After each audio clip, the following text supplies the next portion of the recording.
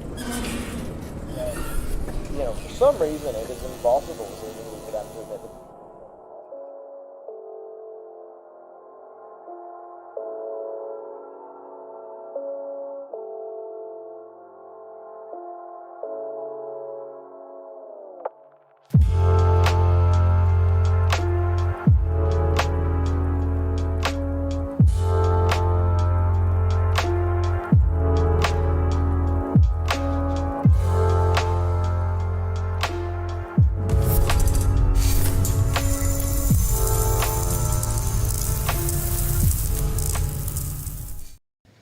And hello, everyone. What a week it has been. It is actually, it's been 3 days since the news was announced, and I still don't believe it's actually happened. Shit's wild. I still don't believe it. Shit's utterly wild. Microsoft own World of Warcraft and also StarCraft, and they might fix or save all of these franchises. It's madness. Yeah, we might finally have a Heroes of the Storm with some Master Chief in it. That's exactly or what I want. Other Xbox characters like Fable Guy. Could you imagine if they just decided they're going to make HOTS the Microsoft MOBA, put it in Game Pass, fucking put it on consoles? Yeah, that would be nice. Oh yeah, HOT. I guess you could, because like HOTS is brawlery game feel. Mm-hmm. At least as I last remembered it. Its brawlery game feel would probably fit a controller just fine, or maybe even very good. Maybe. Possibly. They probably have to make some changes. Yeah. But interesting. Anyway, it's been a crazy time. I mean, if I just look at the document here. Yep. Oh, yeah, I just look at the doc here for everyone. Like, yeah, go for it. We've got a big update from Mike Ybarra. We're getting WoW news next week. So that's... I've barely processed that. Who knows what that could possibly be? So we got that. Studios sort of unionized, maybe. PC Gamer have done a big dunk. Dragon Isles confirmed, maybe. Also, another leak. Also, so this is a wild one. Goddamn. In addition to Alex Afrasabi's many extremely more serious issues, yes, he also may have purposefully fucked Sylvanas as a character. Yep, that's what people have been saying. So this is very interesting. Mm-hmm. We've got fans basically, well, a fan actually, coming in and completely just doing awesome work. We've got P3 Normal, which somehow almost killed both me and Matt as humans. Yeah, well, okay, I was watching. I wasn't playing. I'm great at it. I can now do, now that I'm done, it's fine. But let's just say, because I've got Act installed, yes, it was very interesting. It's very interesting. I was awful for most of it, but yes, we had fun. We had a fun. A little bit of pre-stream fun of me just watching him do P3 blind over his shoulder and internally screaming. Just a little bit of external screaming as well. Yeah. So I'm there. I'm like, cool. Have I just done 2,000 damage? have I just done 3? Thankfully, my damage in the kill was upper quartile, so that's fine. Yeah, obviously, as crafted gear. Yeah, as the joke obviously goes, it was you were sitting there with the calculator, figuring out all the damage you did live. No third-party tools involved whatsoever. See, that's the crazy thing with the third-party tools, because I thought this was a no, nobody talk about it, even though just about everyone seems to fucking do it. Yeah. I saw Desperius. Yeah. I think that's his handle. Desperius, yeah. I saw him do a video on it. I'm like, wait, hang on. Yeah. And then in his video, he explains, listen, everyone does this. Just do not fucking berate other players. Don't go anywhere near other players. Use your numbers for like just your own personal, what you're doing. And they don't care. I'm like, all right, sure. Yeah, they don't care about that. It's like the problem's going to go a little bit... obviously don't link in the public chat. Yeah, also doing other third-party tools where things get a little bit more interesting when it's like actually, changing parts of the game or things like that. But, yep. That's it, yeah. Yes, time-sensitive notification that went through my Do Not Disturb. I know I'm streaming now. Thank you. Yeah, it's like other third-party tools. Don't fuck without those, generally speaking. Or keep it very quiet if you do. But for Act, it's like, it's a secret. Everyone knows. All it does is, technically doesn't interfere with the game in any way. It just reads network packets to see the logs. And the DPS meter that you get's got nothing to do with. Yeah, it's a DirectX. It's a DirectX overlay, like Discord overlays. Yeah. Yep. So that actually means Act is pretty okay. Yeah. Just obviously, yeah, don't use it to berate people and be a dickhead. It's kind of weird. It's like you want the benefits of a DPS meter without the obvious problems of a DPS meter, and maybe by having it exist in a gray zone with high levels of community consensus, perhaps that actually means we can have all the benefits of a DPS bar, but none of the downsides. Yeah, this is pretty cool. Yeah, it is literally just if you call someone out for doing low damage, and they report you, they do not look very nicely on that.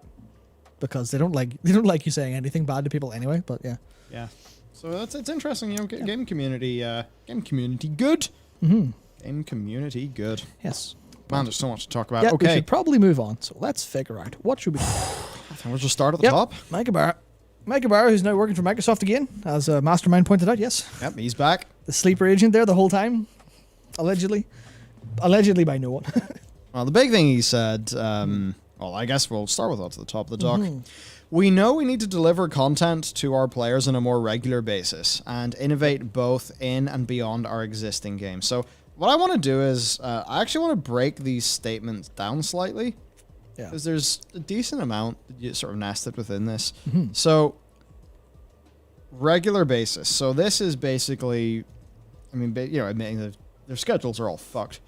Yeah. And then also innovate both in and beyond our existing games. So if we don't take that in the in, I mean, it does WoW innovate. Because we're still at the stage of it's the same fucking format all the time. And, you know, it's, can we recapture the Timeless Isles? We're trying! Right? So I wonder if there's any way you can read into that across their games. Because like Overwatch 2, we already know it's innovating on Overwatch 1. Diablo 4, we already know how it's innovating on the previous Diablo. Hearthstone's just innovating all the time, basically, with all of its different game modes and ways to give you a give us money pop-up as soon as you log into the game for the first time in a few months, making you feel very overwhelmed. So it's like WoW seems to be the one that's just kind of not really doing the big innovations. I just think they're a large enough company, all these engineering challenges and stuff they can overcome. If they want to. They can do Player House at the drop of a hat if they want to. It's like, yeah, it's a hard engineering program, but also you're Blizzard. Yeah, of course. You know, come on. It's possible. So I think that's interesting. The next thing then, we have some exciting things to announce, and I'll be sharing more next week. So here's the thing. Yeah.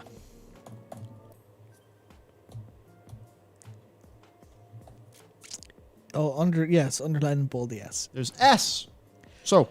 Yeah, well, yeah, you look at this, it could be basically anything. But an addition. Mm-hmm. Go for it. BlizzCon. Oh, yeah. In their BlizzCon statement, they said that while they're not doing one, they will be sharing updates. Yes. So, sort of in and around that time. Yeah, because, I mean, that's the thing where it's like you look at things, and that could technically be, you know, here's what we're thinking for Overwatch or Diablo. It could, like, I guess the worst case of what this could be is straight up, hello, I'm announcing things. It's technically plural if there's two. I'm announcing that Diablo Immortal is out this year on mobile. I'm also announcing that 9.2 is out somewhere at the end of February. Here's the date. And you're like, that's technically things, but I don't know if I'd consider them exciting things to announce or if they'd be particularly helpful to the overall engagement here. I'll tell you what I would want to do in a situation like this is, I mean, depends on what they have. Because if they say, hey, here's 9.2.5 epilogue patch. And here's a expansion teaser. Done. You find out more in 4 weeks. Or if they just go full on and say, hey, here's World of Warcraft, everything, we want to do a beta in this month. Like, that would be the way to actually stoke the fires, get people talking again. But obviously, the big question is when's the next WoW expansion going to come out? Because, you know, tradition would dictate. Yeah. Well, normally, tradition would have dictated August of this year. I think we could throw tradition in the bin. But they're behind schedule. Now, not only are they behind schedule in terms of like the relative timings, they're also a patch doesn't exist. So even with a patch not existing, they're still behind schedule. That's how fucked the schedule is. Right, so if we were going to stick with the normal 2-year rule, it would mean November, but, debt. any time where it seems like they really need to delay a launch, like you're going to accrue not technical debt, but you're going to accrue like production debt, whatever, and that'll have to be paid. So it just depends. Is there going to be a WoW expansion in 2022? Previously, it was just every 2 years as an expansion. Oh, these days we don't know. Yeah, the rule book has basically been thrown out as a result of obviously COVID, but also the game's performance. Just anything like they shouldn't be looking at. Oh well, what do we usually do? That should be the last thing they're actually looking at right now. It should just be, well, what's best for the players, what's best for the game, and that'll be something I'm sure they've talked about at length internally when it comes to how do we actually get Shadowlands in the bin and get something new that people will like actually maybe it won't just be article after article on PC Gamer about how Shadowlands is a failure. Maybe there'll finally be some press. It's like, hey, this ain't half bad. Yeah. I think that's what that's probably what they want to aim for. But at the same time, it's like, when do we expect an expansion? 2023? Early Q1 2023. That's a long time away, but that's the right call. That's the right call. It's probably going to be a year of patch 9.2. So the only way they can do that is they need to use the fuck out of time walking. They need to, if they can just, an epilogue patch that just adds a reward system to time walking and, is not content intensive but does borrow some systemy people. Maybe anything possible. Yeah, so I think that's maybe the, like, if you think properly outside the box, I think that's maybe the move where they go for a development that is actually not super normative, where you expect, okay, well, we'll get all of the new things in 10.0. Now, as to whether this is possible is going to vary heavily based on how they can adjust how they build things. Because obviously they build, they're going to be doing stuff now that's like really cool features, really cool like quality of life that we're not going to see till 10.0 because they're working on the 10.0 build. Yeah. And they can't just go, oh, we can take that out really easy and put it into the 9.2.5 that's really fun. But the idea of almost like a, here's the system early for the expansion, and then the expansion will double down on it, or, maybe the expansion's a bunch of new content, but the system keeps it alive. Like, so 9.2.5, this is a bit of a long sell, so you'll have to follow with me for a second. Sure. But the idea of revamp time walking, that is like basically this is what I would say to do. Get all of the World of Warcraft content that exists, build a system and build a reward system, build everything that can leverage that really, really hard. Then pump that in a late 9.2.5. That technically follows the, hey, there's no content in a 0.5 patch, but there is systems update, there is changes. Pump that, get the events cycle sorted out. Maybe you can get a way to return, the challenge mode dungeons from WoD and that time walking, fix all that stuff, pump that in the 9.2.5. But all of those staff will then, you figure out how to work on 10.0 without the people that need to design that. Yeah. You get 10.0 as ready as you can without those staff. Maybe you have to hire quickly to replace them, but that's how you'll want to do it. Make 9.2.5 a big, big, big investment and big sell in the next, maybe 6 to 8 months. Then have an expansion 6 to 8 months after that. That really leverages the use of that and makes World of Warcraft not feel like, oh, there's fuck all to do to the next expansion. I think that's what I would do, and I think that's what they should do. Absolutely. Yeah. I think it's just the sort of thing where,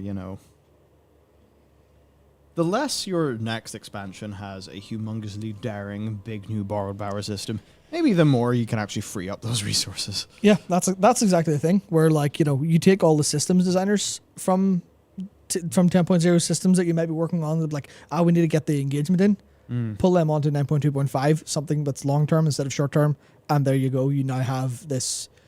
You have a long-term play that also helps in the short-term, which is kind of daring, and I don't know if they'll be able to physically get it to work, but I feel like that's the shot I would call if I were in that situation. Yeah. Yeah, I think so. As Debbie puts it, less systems, more stuff. Yep, that's 100% it. So... I guess there you go. There's an impromptu segment about what's next for WoW. Time to talk about Mike Ybarra's full statement, because there's a little bit more that he says. Yeah. I'm humbled to be a part of Blizzard Entertainment, the rich history, incredible talent, player communities, amazing games. I've been leading Blizz for a few months now. In addition to the exciting news this week, I want to share some initial thoughts as we strive to put our team and players at the forefront of everything that we do. You know, it does just because there's a notable absence here, which is Jen O'Neill. Yes. I just wonder what it would have been like if she was there for a few more months and all this happens. Interesting. Anyway, 2021 was challenging for all of us. Talks about, you know, individuals, This is called public facing message. So, you know, I feel like you could just have GPT-3, you know, just type in a / you know, this is the intent of this paragraph, and you could generate half of these. Almost certainly. But I mean, fair enough, it is what it is. Our top priority now and in the future is the work we are doing to rebuild your trust in Blizzard. So this is really the big thing. Now, there's ways they've lost trust. There's the very, very obvious way they've lost trust in, you know, how the things have been going on at the company. There's also, I mean, maybe here is this kind of admitting that actually it's also the games bit. I mean, Overwatch people, they've obviously lost some trust in Blizzard. Where's Overwatch 2? Yep. WoW people, I think more obviously than most, because I think we get to be the loudest about it, being the kind of live service game community. Yeah, so that should be their top priority. I wonder how things would change, because in the Activision way of doing things, you know, it's like, get the product out, everything's got to be $1 billion game. Yeah. In the Microsoft way of things, it doesn't have to be like that. This is more feasible. Yeah, Microsoft bothered with Age of Empires 2 Definitive. They bothered with Age of Empires 3 Definitive Edition. Yeah. Who does that? AoE 2 is the big one. Yeah. Right. So well, that's the thing. They did it because there's people who like AoE 3 more than AoE 2. Yeah. It's not all the people. It's not most of the people. It's a decent portion of the people. And they went, well, we're already doing it. We might as well give these players what they want. And actually, just I want to think about because he says rebuild your trust in Blizzard. And I was like, where does that sound really familiar?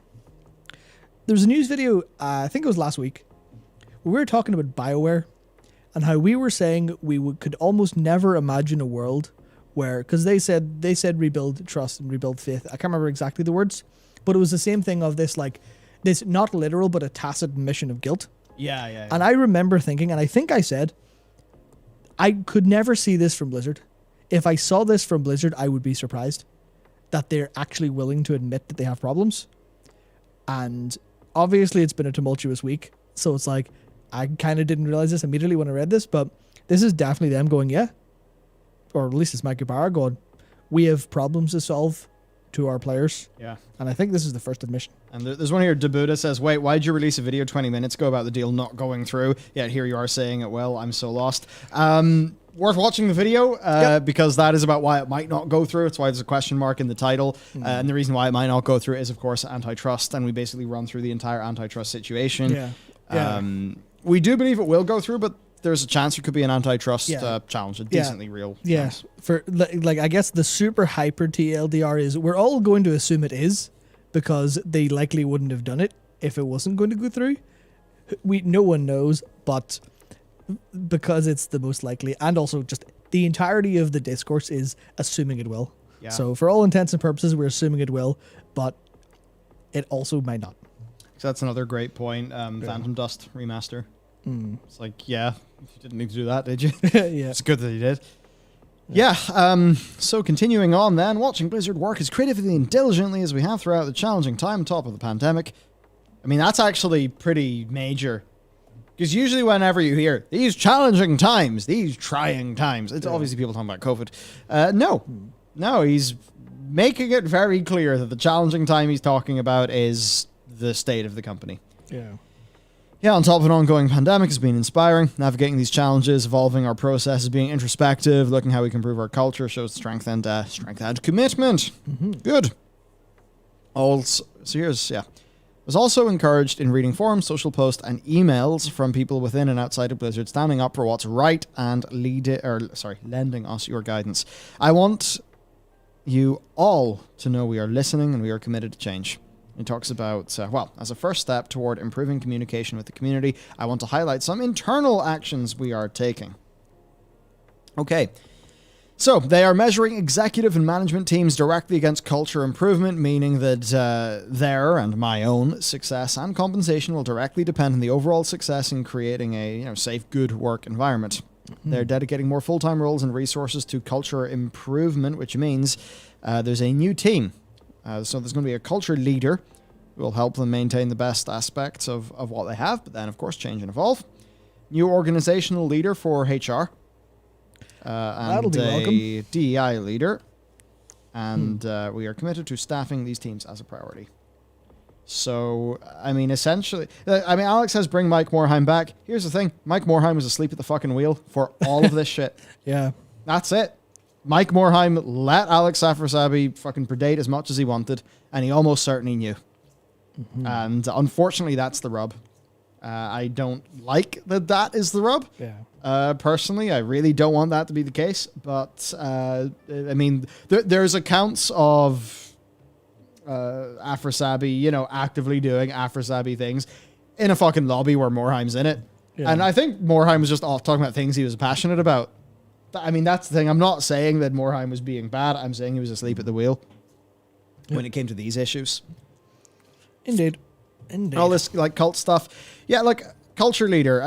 Sure, culture does start with cult, but company culture is a very, very important thing. And hasty accusation, well, that's from reading people's accounts, and also that these things happened while he was CEO. So no, it's not really a hasty accusation, actually. There are companies that don't have these problems that had leaders that were not asleep at the wheel and dealt with them proactively. Even for the big companies like Electronic Arts, they generally have been a lot more proactive in these problems, and they've had problems, but they haven't had company-wide existential threats. Fortua saying, it's not my problem. Dude, you're wrong, it is your problem. And the reason why it's your problem is that it's the reason why WoW has a less efficient production pipeline right now. It's the reason Diablo 4 is delayed. It's the reason Overwatch 2 is delayed. For those latter two, that's fucking confirmed by them themselves. Right? Yeah, team leads and turnover are what delayed those two games. Yep. And if Blizzard didn't have all of the bullshit going on, then those team leaders would still be there, because those, for your man, the Diablo director, he's thrown out. Yep. And that is part of why Diablo 4 is delayed again. Because those projects were delayed out of 2022 and into 2023 or maybe 4. Yeah. So it's maybe you don't care that somebody got their boob touched at work, but the fact is that work being done in an environment where that was something that could basically be happening, that is something that led to inefficient production and your games being late. Yep. It is deeply unfortunate that this isn't just sort it out and go, but it's so deeply ingrained and so deep a part of the culture that I guess I suppose a way to put it is it didn't seem like it was a problem when the games were good, but that's just because the debt that they were incurring by having a terrible culture didn't come to bear yet. And now all of the seeds that they sowed back then are now coming to fruition in this awful situation where no one can get their actual work done properly. And it is a fact that they did sow those seeds way back then. Yeah, we're constantly losing our shit about how World of Warcraft, its problem... It has problems in execution. Yeah. But actually the fundamental problem with WoW tends to be their ideas. Yeah. And we just think wait, what? Ideas? That's the easy bit. Everyone ridicules and laughs at idea guys. Yeah. Because the whole point is that it's hard to implement the ideas good. But with WoW, they've had bad ideas implemented poorly. Yeah. How does that actually end up happening? Well, either people are in jobs where they just shouldn't fucking be there, or the overall company culture and just messy work situation and bad production and bad management means that nobody has the time to do the idea right. So all of these things, even if you don't care about the human suffering, actually your game's made by humans, so if they're having an awful time, you're going to have a shit game. Yep. Simple as that. So there is a selfish there is a selfish reason to want these things to be better if you play these games. Yeah, I mean, 40's followed up and said, make better games. The consumers are gone. It is a problem, but it's their problem, and that's the thing. To make better games, they have to do this first. That's the unfortunate thing. Where if they had sowed the seeds of proper culture, they would be making kick-ass games now all day long. But they have these problems to deal with first. It's a case of, I guess, you can't work without the tools, and they have just not looked after their tools. Which is obviously not to dehumanize workers for their ideas and stuff by calling them tools, but it's fundamentally that's the cleanest way to look at it, I guess. Yeah, it's very unfortunate, and it means that it's going to take time. Yep, absolutely. Yeah, I mean, like one of the things that WoW could probably do is staff up, replace the brain drain with incredible hires. Yep. It's going to take a while to attract incredible hires to Blizzard. Yeah, they're gonna have to get some of that Microsoft money straight into the coffers before they can do any of that. Honestly. Yeah, and I mean to move on. So they've tripled the size of their compliance and investigation teams and have articulated clear accountability for unacceptable behavior, and this applies to everyone, including leadership and management. Look, if you have a bunch of problems and you actually have no means to solve those problems, you're not going to get solved. Yeah, you can't put out a fire without water. And you might think, no, this is important, this isn't game development. Well, if it gets in the way of game development, you have to solve it. Who's going to solve it? Are the game developers going to solve it? Well, they're busy making games. Okay, so the game developers go and try to fix up their own culture in their office, and obviously they'll have to a degree, but you need someone whose responsibility it is to do the thing, right? They shared representation data internally with our teams and set some goals to improve the metrics. I mean, the only thing there is obviously, you're just going to sometimes have just naturally more people attracted to different sorts of roles, and some of that stuff that's kind of out of Blizzard's hands. Like as an example, let's just say there are some socioeconomic inequalities that impact different groups differently. Well, that's going to impact how many people actually go to the different universities, which will impact the skill set. So it's kind of like a really big multifactorial problem. Indeed. This is the one that's a bit harder to get, what would the word be, organic or something? Yeah, of course. They put in place an upward feedback program so employees have confidence in evaluating management. Yeah, good. You should be able to basically say your boss has done a shit job and not get in trouble. That's what I think is the long-term most important thing here. Obviously, you would argue that, maybe the we're rebuilding your trust in Blizzard is the most important thing. But I think, generally speaking, if I were trying to metagame improvement, this last point is the one that is the most important, which is we will use this to measure the quality and effectiveness of our managers, because your managers overlook your teams. So you need the quality to be at every single level. And historically speaking, you look at the Peter Principle, the entire problem of basically corporatism in a way and ineffectiveness in corporations is shitty managers who are promoted out of competence and can't manage people. Yeah. So if you can fix that problem, and I would honestly say that across most of video games, this is the problem. We very rarely see execution problems or idea problems. We do sometimes see those, but most of what's wrong with games at the minute is production and management, and having processes to evaluate those properly. The same way you evaluate, the outsourced artist is only giving us 3 deliverables instead of 4 deliverables, we'll rehire. You need a manager who's going, you need to look at your manager and go, why is your turnover 20% as opposed to good manager 10%? You're losing us double the staff of this person. We need to fix this. Team turnover rate needs to be a KPI. Yeah, that stuff needs to be fixed. And then you'll have quality at every single level of the rung, instead of burning employees out and throwing them into the garbage pile, getting in someone fresh and never having someone who's been through the actual 20 years of game development with experience. Yeah, you need to build a fucking incredible company, and there's a lot of people going just make the games. Stop all of this. This is the agenda ran amok. This is all political. Here's the thing. Okay, Alex, to explain it differently, StarCraft 2 is a game about fighting enemies. But if you don't have a well laid out base, good macro, and lots of SCVs, you're going to be fucked. Yep. If you don't maybe build some missile towers because you think the enemy's going to go get mutas, then all your SCVs are going to die and you'll have no econ, and then you'll be fucking dead because the macro game's lost. Yep. That's akin to, you haven't taken care of your company, therefore all your developers are dead and gone, and you're just fucked. Absolutely. Ybarra says these are just the beginning. Talks about being excited. And then, of course, the big quote that we talked about there. So, hey, maybe potential pog for that. We'll just have to see how it goes. And wants to thank the communities. Here's to an incredible 2022 and beyond. Look, hopefully this all is genuine and real. To be honest, if Blizzard still wants to be a game developer, then this has to be genuine. So we may as well take it as that. I think that's most of it. Listen, guys, you have to do... Oh, I've dragged the whole document. You have to do all this stuff right.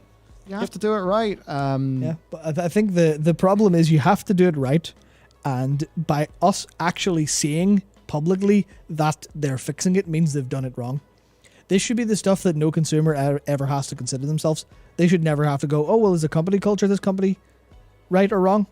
They should be just making good games, but this is indicative that they have fucked it up. So really badly. Here's an incredible example from H, who said, Rockstar has bad company culture, they make the best games. Okay, at what cost? Here's why there's a lot that you're definitely not aware of if you said that statement. Okay, let's look at LA Noire. Now, that was not made by Rockstar, but that was sort of managed by Rockstar. Well, that team's dead, and they didn't make the follow-up game to LA Noire. And they were, I think, pretty fucking, they were cracking the whip at Rockstar. And that burned that company in the ground. So if you like the sorts of games like LA Noire, tough shit. Tough shit, not going to happen. Okay, Bully 2. Where's that at? Where's Bully 2? Yeah, it's been, I think it's like 3 times they've started working on it. And every time they've mismanaged it and thrown it out. Yeah, so there's another example. GTA games taking 700 trillion years to exist. I wonder if that has anything to do with this. Yeah, I mean, remember GTA 5 launched on the last generation... Sorry, they didn't launch on the last generation of consoles. They launched 2 generations of consoles ago. Yeah. That was on the PS3. Fucking Xbox 360 on a 5400 RPM hard drive, meaning they had to make that crazy custom streaming shit to make it work. Yeah. But it's like... Yeah, Rockstar had a shitty culture, and they did... Here's the thing. Their shitty culture meant that they could not maximally exploit their IP. If we want to frame this into big capitalism land, they were not able to exploit their resources because they fucked their culture. And funny enough, their culture explodes in their face via a few reports from the press. And 1 year later, there's a follow-up talking about how Rockstar has actually invested a lot into improving its culture. Now, do they do that out of the goodness of their hearts, or do they do that out of... Take-Two wants us to make more money? They obviously did it because of the latter, because they know, like, if there's brain drain, if they're losing their people, then they're fucked. They can't make good content. Indeed. So, you've got to think. It's all multifactorial. There's multiple factors. It's also a thing of complex systems. Yeah. Right? So, Google those things. Have a think. Like, everything impacts everything, it's all feedback loops. It's not just a linear thing of people work, game comes out at the end. It's all feedback loops and shit. I mean, John says, who cares what the culture is? If a game sucks, I'm not going to play. I don't care what goes on at a company. That's their problem. Yeah, true. But if you care about the game, it's your problem because the game's going to be shit. And if it's a game that you like that turns shit, then you're fucked because the culture's went. This impacts everybody. It's just, I think there is a very natural human struggle of thinking about things in the level beyond how it applies to you directly, because all of this stuff, it's like the thing that hits you is a second order effect of the problem, basically. So if you want the problem to go away, the thing that you think is the problem isn't the problem. Yep, it's something else. Indeed. So yeah, poggers. I'm literally just thinking about what do you call it. I'm thinking about who was it? The BioWare dev who responded to the Nightingale dev who was an ex-BioWare dev who responded to Mark Dara talking about BioWare Magic and saying BioWare Magic, take 10 to 20% of your employees, crunch them into a fine dust, add to taste. Turns out dust can't make games anymore. Yeah, I'm like, there's all people saying, hey, this is your opinion. Look, run a company. I think about these things on a daily basis. Even the game development thing. Like, we've had a few failed projects. The reason why our current one hasn't completely fucked itself is because we kind of now know what we're doing based on those failures.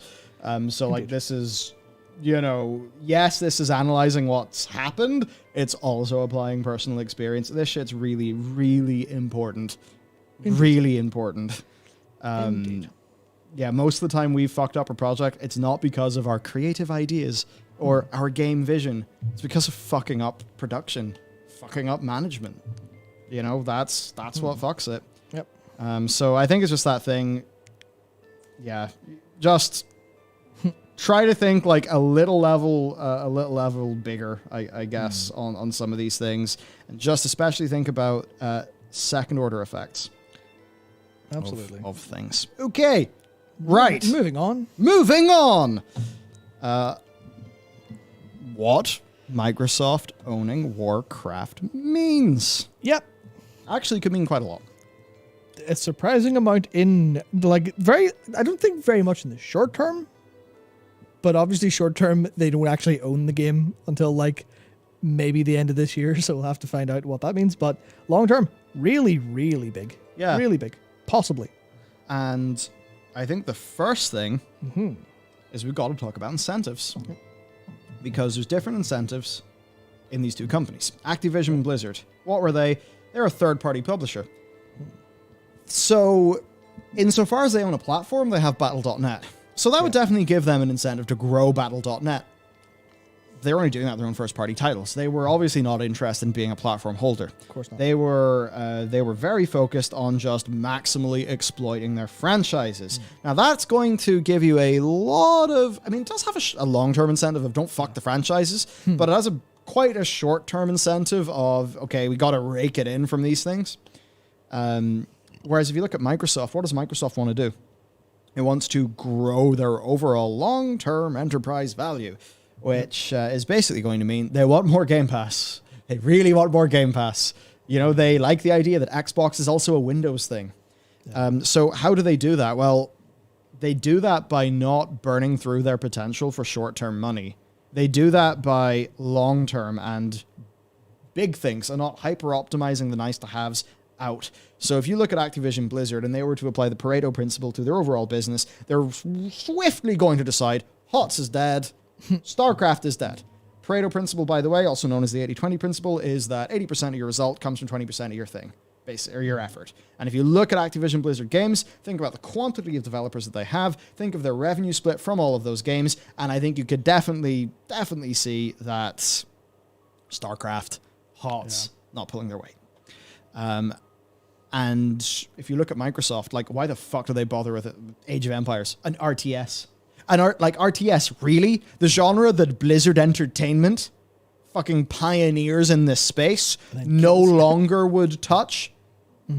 Where they even fucked their own legacy and fucked their own franchise with War 3 Reforged?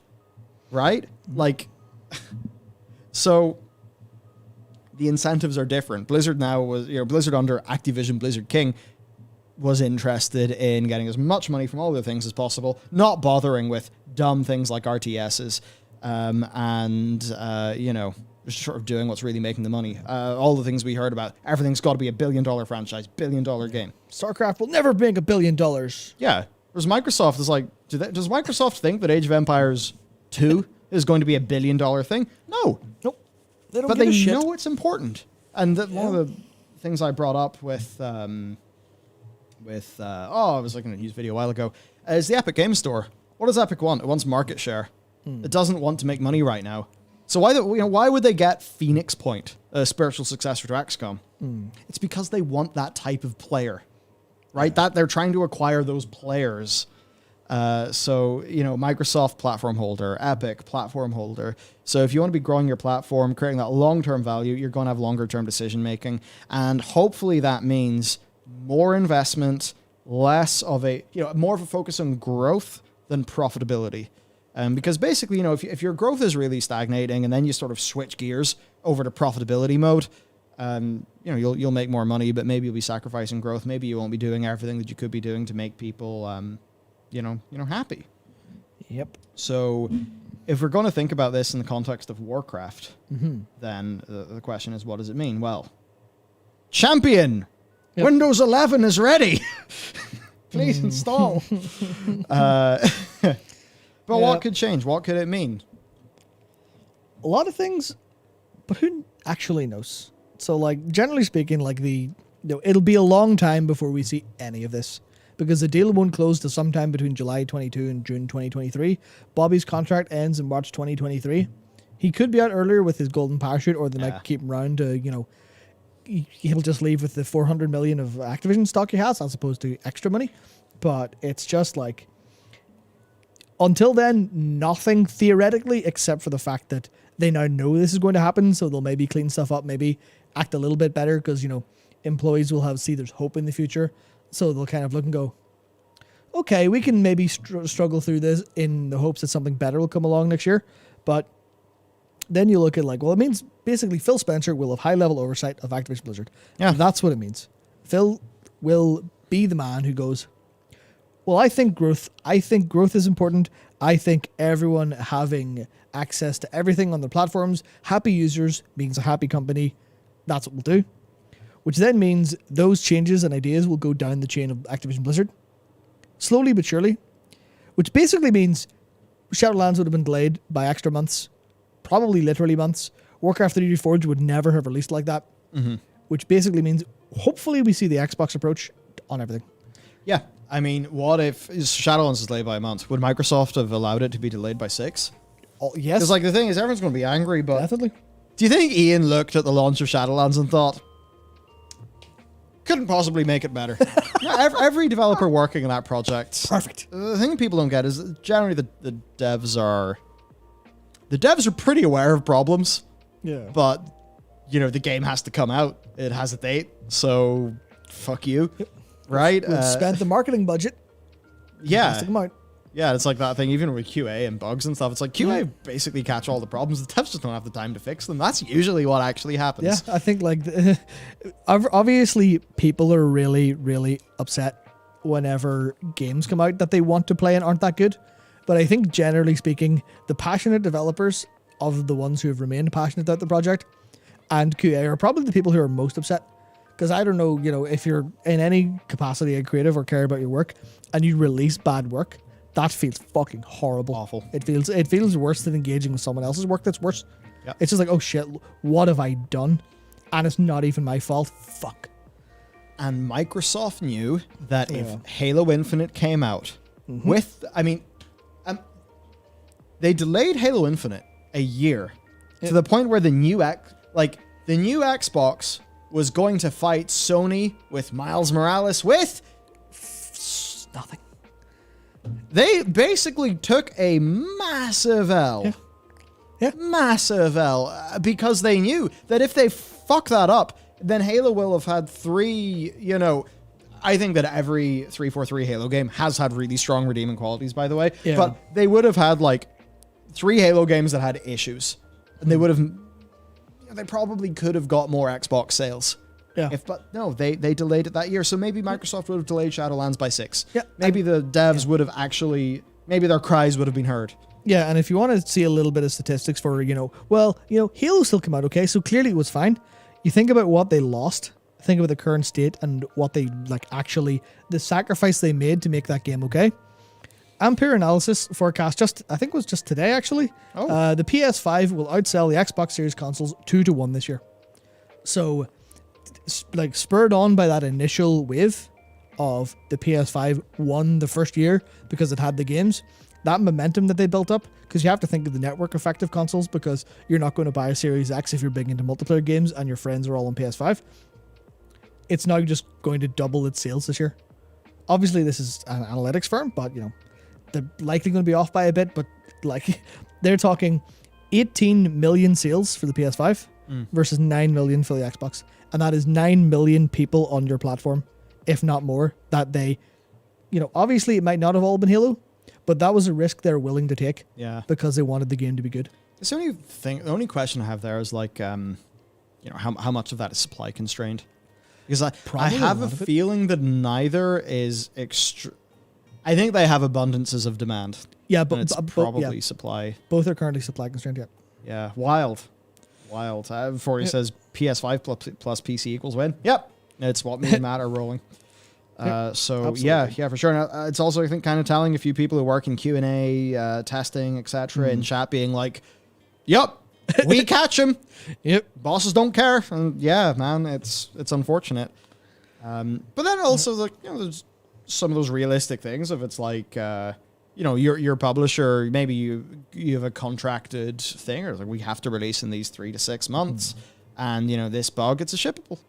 And sometimes a degree of that will always happen, but I think it's the slipping definition of shippable that's really the problem. Oh yeah, it's like shippable for one person this is a very high chance of interfering with the user's negative or the user experience in a negative way. That's not shippable. Versus, will this brick the PS4 and cause us to fail our Sony certification? No. Shippable. Let's go. Hello, Cyberpunk 2077. Yeah. So we think about the game itself. In the previous segment, we talked a little bit about how important it is that the health of the company is good, so that the work can then be good.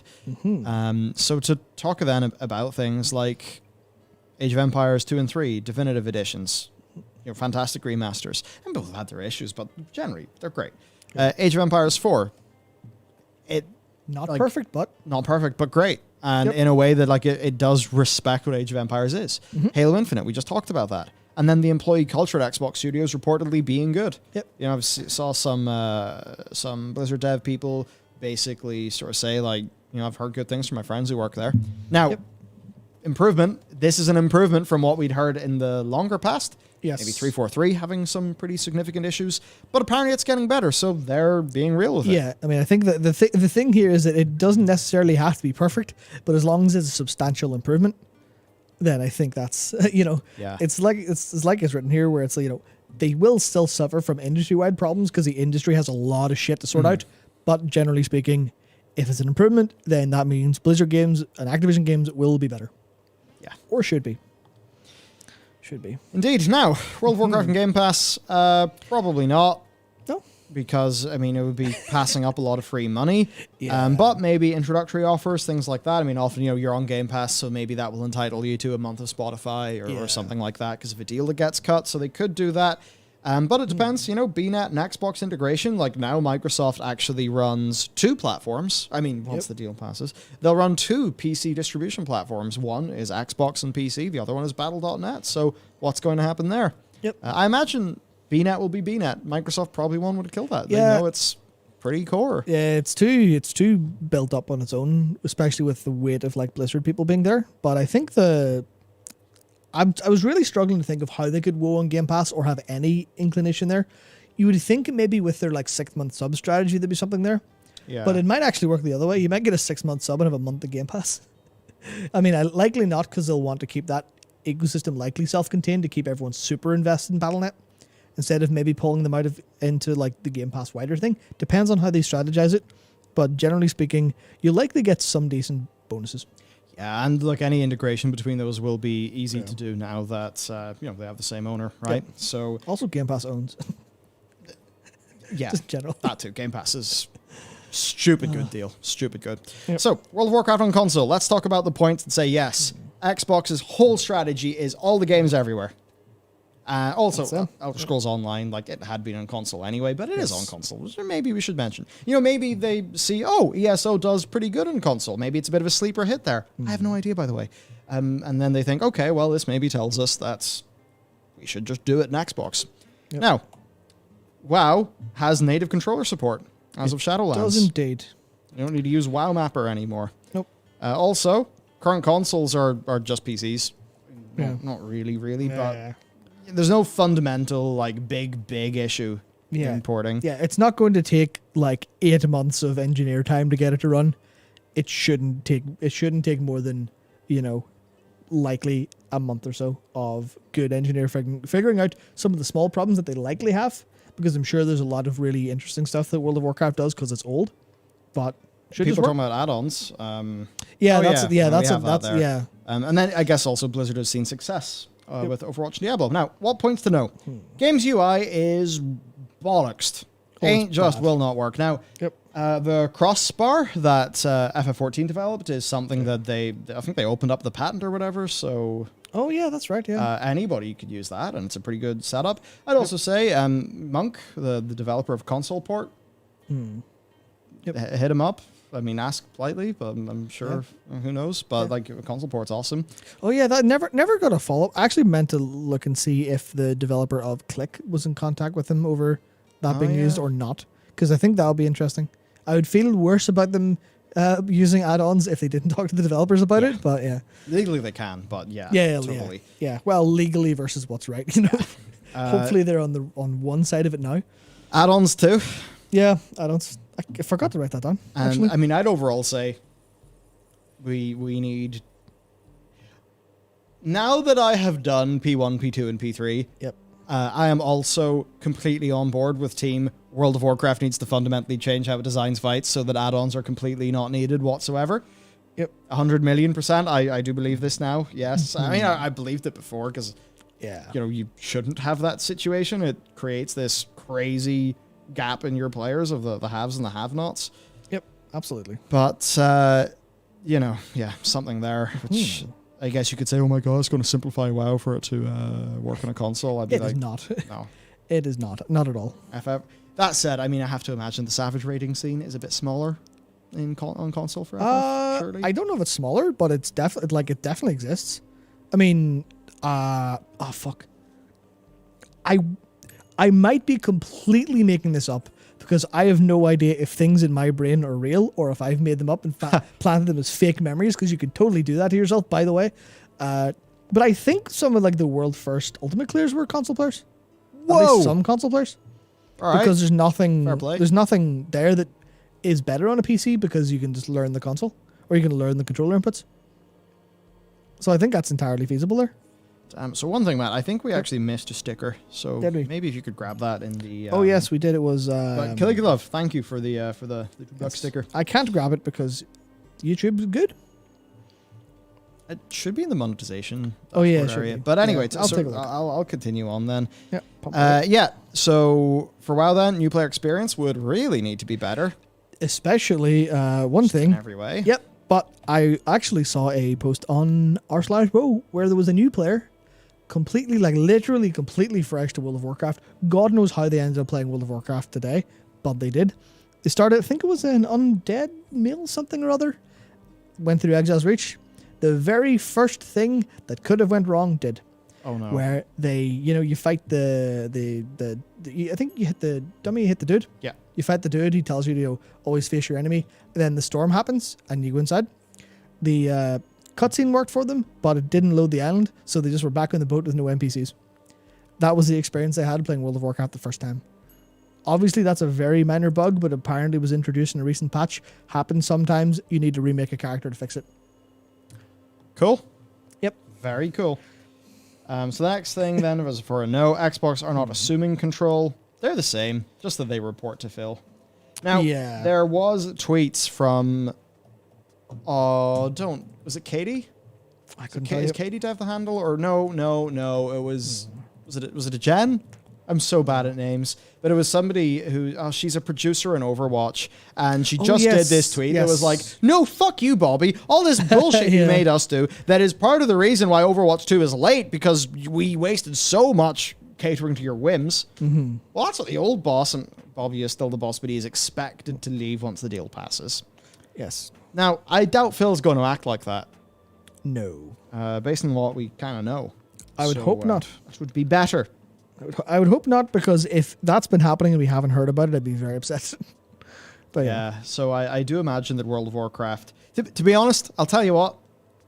See these problems? All of these can be overcame. And it going onto console means money.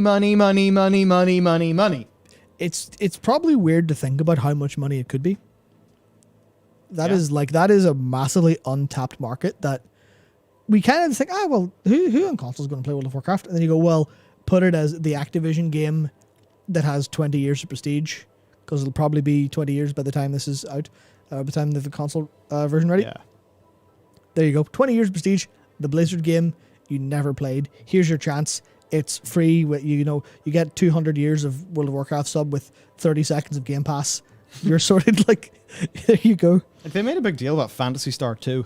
Oh yeah, PSO2 New Genesis, yeah. Yeah, and like, not to talk shit about it, obviously, but like it's a smaller game than WoW. Yeah. It's probably not as big in the West. Yeah, that was very big for their like Sega relationships and stuff. Yeah. Yeah, and it's like, well, if WoW came, like, how many people have never played WoW? And maybe they have preconceived notions or whatever, but the name, like the brand awareness is there. Like, those things they look at politicians, and it's like, it actually turns out is really nothing they said or anything they did. It's just to have so much name recognition that they got in. Yep. Some of that is probably gonna, be there for a while. Yep. So, yep. I do have the stickers that we missed. Thank you to Ragnar Jonsdottir and Searing Arrow for your stickers. Thank you very much. He's found it. Yep. So, well, we've talked about that and we've ran through the document, but I guess overall, what would I say? If I was to do an overall here, I think Microsoft are more interested in playing the long game. I think Microsoft have demonstrated, at least in recent times, a willingness to understand. If we fuck it up, we'll lose our players. They'll be sad, and we'll have less players. And we're actually in the business of having lots of players and making money from them, so we can't lose the players.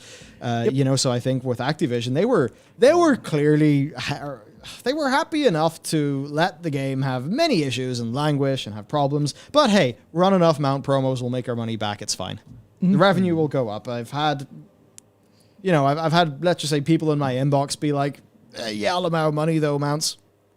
Yeah. So. I think Microsoft will think differently, and I think that will mean that there will be just a little shift. I think there could be a little shift towards playing the long term, and as you said at the start, we probably think Microsoft. I mean, look, if they were willing to hinge their console, which by the way, it's not just they'd probably lose money selling the consoles or whatever, or at least at the start. Almost certainly. Yeah. It's not selling the console is important to them. What is the console? The console is somebody on their platform, and how they make money is their platform. Yep. Which is the 30% cut they make. So they sacrificed all of that to get Halo right. And you think about how important a retained WoW player is and how profitable a retained WoW player is. Yep, absolutely. Yeah. So, big. Big indeed. Big.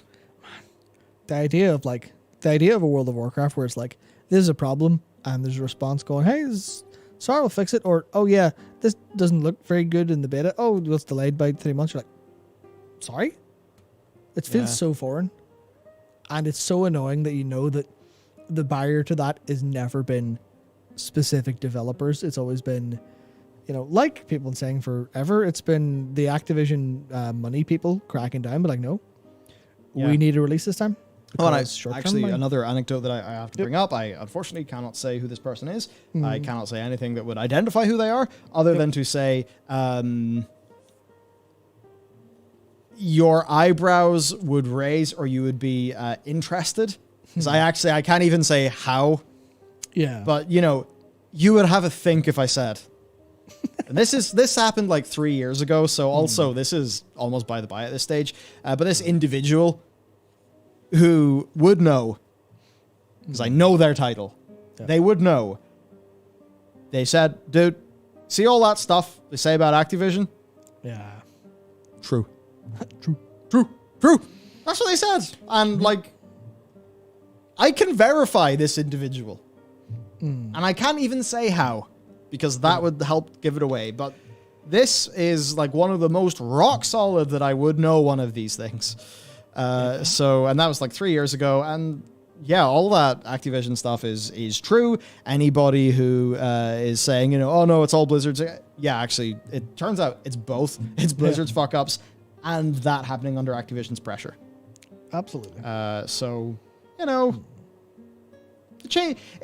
If a important individual or a decent individual in this situation, I can say it's a Blizzard employee. Oh, people think it's influencers. No, it's an employee. Somebody who would know because they were there. That's it. It was Bobby Kotick himself. They gave me the scoop. So, any influencer who tells you that it was just Blizzard, anyone who is kind of going in there, playing defense, or something. No, Activision really fucked some of this shit. Yep, real bad. So yeah, there you go. Right. A new member. Thank you, Juan. Oh yes, Juan joined as a member. Thank you. You currently have a bronze icon. As the time goes on, they will turn into other ones, because John made loads of icons and we put them up and they're neat. Indeed. So for other things then, we've got so much news today. Yeah, this has been such an unbelievable week. It's really, really wild. we've got, we've got the biggest deal in gaming of all time is likely not going to be beaten for a long time until, I don't know, Tencent find 200 bill down the back of the couch. I don't know, there's been a lot of inflation. That's, I never really factored inflation, but I think inflation, Phil Spencer has acquired a loaf of bread for $75 billion. Yeah, I mean, what is it? Is it 7% inflation or something in the US? I don't think that's going to turn and like a little $6 billion deal into something being record breaking just yet. But it's been such an unbelievable week of just stuff. Like for games news, it's like analysts are going to have a very sleepy weekend. I know that for sure. Yeah. My brain's on fire. Hey, Jeff Bell has joined as a member. Man, another Bell. Yeah. We are growing. Thank you. Oh no. It's the last thing you want. Oh, Kenneth said, why can't we have one Patreon for both news and Warcraft gaming? I want to support both, but I don't need two sets of art. Good point. Yeah. So, here's the deal. Mm-hmm. I am aware of this. Yes, and it is a massive thorn in our sides. Yeah. Because it does mean for everything we do, we have to log into both Patrons and mirror it, and it's a mess. Originally, the thinking there was we didn't want posts for Warcraft to be seen by the news people who probably wouldn't want it. And it was quite hard. At some stage, I probably would like to roll our own solution so you can just have an account with us, and then you can maybe use a checkbox to be like, I want this content, but all that content in my feed. But that's a big technical challenge. Yeah. Turns out we have a lot of stuff we really, really, really want to do and haven't gotten around to yet. Yeah, we've had challenges. We did make a pretty big breakthrough in Patreon that we did pretty recently, and this is on the operational side, which patrons, I will record something to explain things to you. So yeah, we're working on it. We're in a more of a improving and doing things right mood these days instead of I'll just do the core work. Because turns out you make videos all day, but there's other things to do too that are important. Absolutely. Right, so the first Activision Blizzard studio has sort of unioned, maybe, but also this is one of the first. Oh no, the first in AAA games. Exactly those two categories of it is the first in North America AAA games. There is a smaller studio in North America unionized quite recently. I think it was the middle of December. Vodeo Games, they unionized employees, but otherwise there's unionized employees in Europe. But it being an NA is big. Very big, considering that's where a lot of the problems are. Also, we have 2 new members already. Thank you, Dylan and Feist. Thank you. Yeah. Holy shit. Thanks, everyone. Cheers. The tribe grows. We will be unstoppable. Oh, dear. Evil. Damn, I've given up the goose. You always do that. This is pretty major. This is pretty major. I mean, it's quite funny. I guess it is that thing. It's in the US context, which does change it all. From what I understand, it was like kind of a thing in the US where like the unions got like mega powerful, and then I think the auto industry collapsed, and there's a big fallout from that. Yeah. Also, thanks to Nick for also joining as a member. Yeah, cheers. Dang, choo. So, Game Workers Alliance. The group called Game Workers Alliance is the first group of workers to form a unit under Activision Blizzard. Workers are asking the company to voluntarily recognize the union, which has the support of the supermajority of Raven software QA workers. 78% of the eligible workers, a rep told Polygon, and it's made of 34 members. Now, if Microsoft wants a nice free win to mark the occasion, they'll say that. But maybe they won't, because that could instantly backfire on the rest of Microsoft. Yep. Very not good. Dragon Mange, thank you. Yep. Thank you for joining. I assume that's Dragon Man J, not Dragon Mange. Sometimes you just have a Ron Burgundy moment. You're like, you just gotta read it out. Drag O in Mange. Yes. There we go. Yep. Raven, QA, Tester, Becca. That's said. In the games industry, especially Raven QA, people are passionate about their jobs, the content they're creating. They want to make sure that the passion for the workers is accurately reflected in the workplace and the content that we make. Because here's the thing. If these things are fucked up, oh man, people are having fun with her. Yeah. John's mission to make me look silly via emotes. Yeah, so here's the thing. This passion, that's all great. But you will actually have that passion run away and make money, more money in another industry if you fuck up that bit. So, indeed. Pretty major. And CWA said they, we asked the management to respect Raven QA workers by voluntarily recognizing voluntary recognition is the rational way forward. Yep. Yeah, if it's voluntary, it's all so much nicer. Yep. Don't have to get the There's no National fight. Labour Relations Board involved. Yeah, and there's Everyone's not happy. it's not combative. Yep. It's not combative. Yeah. Right, and that's the thing. It's when it's combative, even if a union is there, but it's like, oh, there's an internal war. Everyone's going to feel weird. And there's going to be the, us'ns and them'ns. Oh, the union people and the non-union people. It's all just a big mess. Yep. So, their principles are basically for sustainability, transparency, equity, and diversity. And, of course, asking that's, respected. They're voluntarily recognized. Yeah, I mean, that's the thing I think is like it's a really good public play. I think it's wild that they get to say it and everyone goes, oh no, we completely understand you and agree with you. But it's just that final point of, we want to work together with leadership, blah, blah, blah, to develop successful and sustainable products and to support the enjoyment of our players. By being part of the company and going, no, we disagree, then everyone's just like, well, you're the asshole because you don't want the sustainable products, which means you don't want sustainability. You wanted juices for your money, so fuck you. Call of Duty, internal warfare. Yeah. Total credit to Chris in chat. Good job, Chris. Yeah. Speaking of Chris, Christian, thanks for joining as a member. Kyle as well, thank you. And Kyle. Yeah. Cheers, guys. So as a reminder here, these QA staff, actually, a section of them, were striking since December. Well, they began a strike December 6th. Yep. Activision offered no communication or recourse. It is now the 21st of January. Yeah, and from Bloomberg, quality assurance testers are generally paid the least of any game developers and are sometimes treated as disposable. At Raven, testers are frequently asked to work overtime and have talked of going nights and weekends for months straight. Yep, we're having people in chat that agree that QA is not a very nice place to work, and this is one of the steps to fixing that. Especially when QA, now that you're looking at games that have substantially more to them, there's so much more QA, there's so much more complexity in the systems that it's. I mean, I don't know exactly what it entails because I've never done QA for a AAA game and I wouldn't pretend to know, but you can imagine the difference between QAing Croc Legend of the Gobos on PS1 and Assassin's Creed Valhalla. You can imagine the difference in complexity there, the amount of things you have to check, the amount of things that can go wrong. Dude, it's different. I fucking loved Croc. Croc's a good game. I loved Croc. Man, you get that fucking ice level. Yeah. Fucking ice level. Lola, thanks for joining us a member. Yep. Fucking Croc. Oh, we need to make a Croc Appreciation Society. But via Bloomberg. No, I've already done that. What am I on about?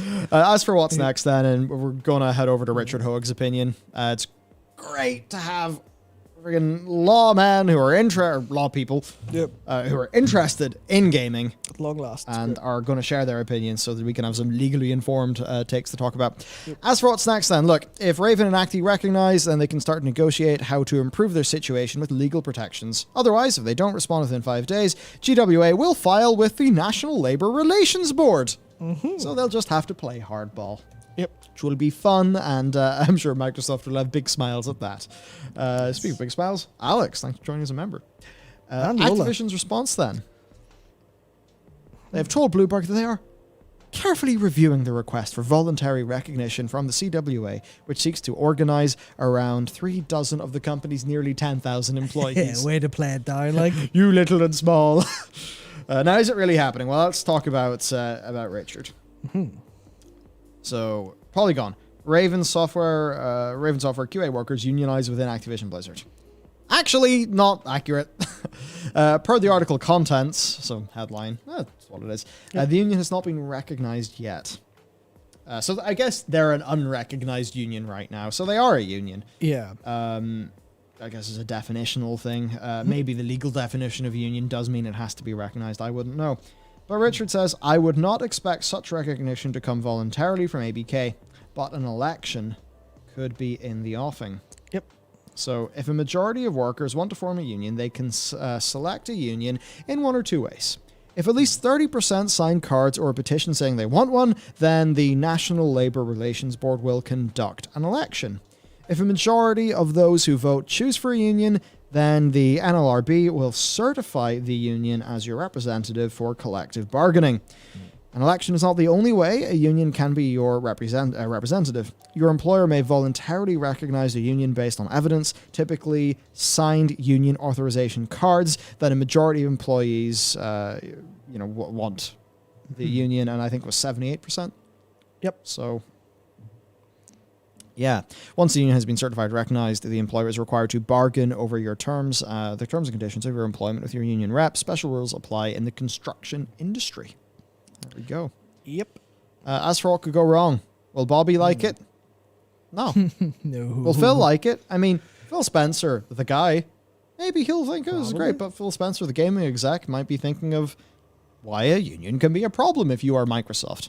Yep. And obviously, more so for Satya Nadella, who's going to be thinking, well, if we allow this to happen in one unit of one of our business units, then, oh dear, everyone else is going to be very angry and also want to unionize. Oh no, the floodgates. And oh no, if we do, then it will open the gate for the entire American tech industry and the American games industry. And oh no, everyone wants to kill me.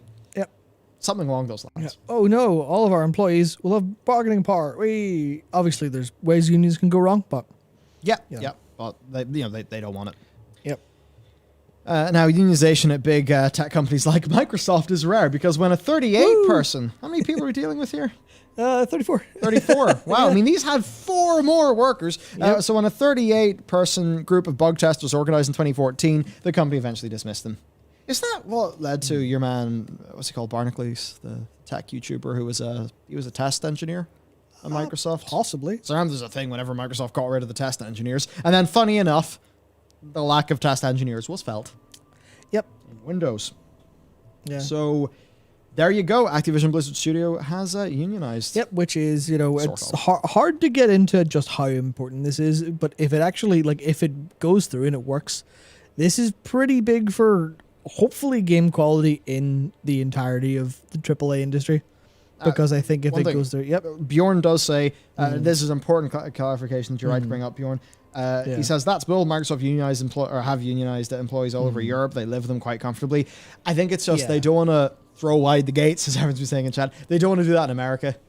Because it's like, if you want to do business in France, well, worker protection's super strong. But, it's like in America, the status quo is good for them in America. And while they probably, if they had to suck it up, they'd be fine. But they probably don't want to have to if it's otherwise possible. But I mean, you are right. Yeah. In Europe, absolutely. Yep. So we'll see. We'll see. I also I don't know, how many of their staff are in America or, maybe if loads of their staff in America are in locations with really, really high pay, then, it's like a disproportionate or something. Who knows? Yep. I certainly don't. Yep. Yeah, I think a lot of people speak a load of bullshit on the internet. Yeah, I mean that's effectively it. It's kind of without having industry, it's really tons of industry experience. It's hard to say. Even with experience, it's hard to say what's definitely going to happen. But largely speaking, the current overall narrative is definitely that game employees, especially in QA, obviously in junior positions across the industry in North America, is really quite bad. And unions is one way to solve that problem by forcing the hand of the employer to give them better treatment, give them more time off to legally block things like overtime requests and stuff like that. I think that's one way out of it. It would be ideal if there's a way out of it that was the employers then going, wait, we don't need any external reasoning to do this because it is, in fact, an intrinsic desire to have better games because that'll be more profitable. But when they don't know that, they don't know. So to further to Bjorn's point, the staff in America must look at the Euro staff and think, bastards, look at them in a union. Honestly, that's one thing that I found insane from watching the anti-work subreddit and stuff. The amount of European posters who post there and go, what the fuck is going on in your country? How are any of these stories real? We have loads of all of this benefits and our countries are running perfectly fine. I'm getting paid €12 an hour to do something that you're getting paid $6 an hour for. What the hell is going on? And I think that's just a big thing where it's weird that both of them exist in the developed sort of country in the first world in a way. And then it's just some parts just don't really work all that well, but it's a difficult thing to kind of get a full picture of across the entire world. It's very, very strange. No, absolutely. And Yeah. like I know people have there's obviously like issues with unions and stuff. I'm not super well read into the American history. I just, from what I understand, at least some of the opinion out there is that the unions got really, really, really powerful in the auto industry, and that ended up in this situation where the auto manufacturers just, I think it was Detroit they pulled out of, and that obviously led to issues. Yep. Yeah, right. So, we can move on to two things PC are going to Gamer. happen. Number one, BRB Bio. Nice Number two, PC Gamer have another article. Of course, you know, this time Steve Mesner, Steven, he's got a new job. He's not in PC Gamer. So this time it comes to us from Sarah James. Sarah James. Yep. So, I'll intro us in, and then I'll do my BRB. The first full year of Shadowlands has came to a close, and despite being a promising start, 2021 was a far from good year for Blizzard's MMO. Of course, covering this, and then we get into it, though. Obviously, pre-sales, great. Expansion, hype, rife. But concerns over Covenants, a choice you had to make at max level and one you couldn't easily change, were sticking points early on. It quickly became clear that Torghast, the new endless dungeon that rewarded you with the resources required to make legendary gear, was unfairly balanced towards certain classes. In short, the power systems, Covenants, Soulbinds, Conduits, Renown, Legendary Gear felt like they were more numerous and complex than usual at the beginning of Shadowlands. This was made worse with the patch 9.1 patch, Chains of Domination, which arrived in June and risked trivializing the effort put into Legendary Gear over the previous 6 months. That's an interesting way to frame it. It's not really how I would frame it, because it did open up that system in a way that made it better, but it also does mean if you grinded the first one out, fuck you. And that's the problem with all of these borrowed power systems that end up becoming the new requirement, but then your patch has got to add to the system, which means you then need to catch up with the system, which then means, oh fuck, all the work those people put in is now screwed, and it means some slacker bozo like me can come in and go, no, I'm up to speed, which feels pretty unfair.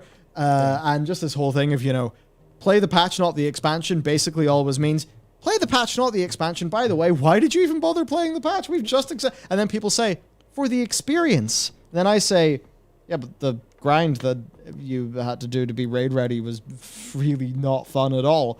Look what they have to do in FF14. And I think some raiders are going to think along those terms, right? So, yeah. Points. Of course, if you don't care about the endgame grind, you're happily doing alts, collecting mounts, then most of these concerns have passed you by. I mean, the Animus system also wasn't that fun at launch, in fairness.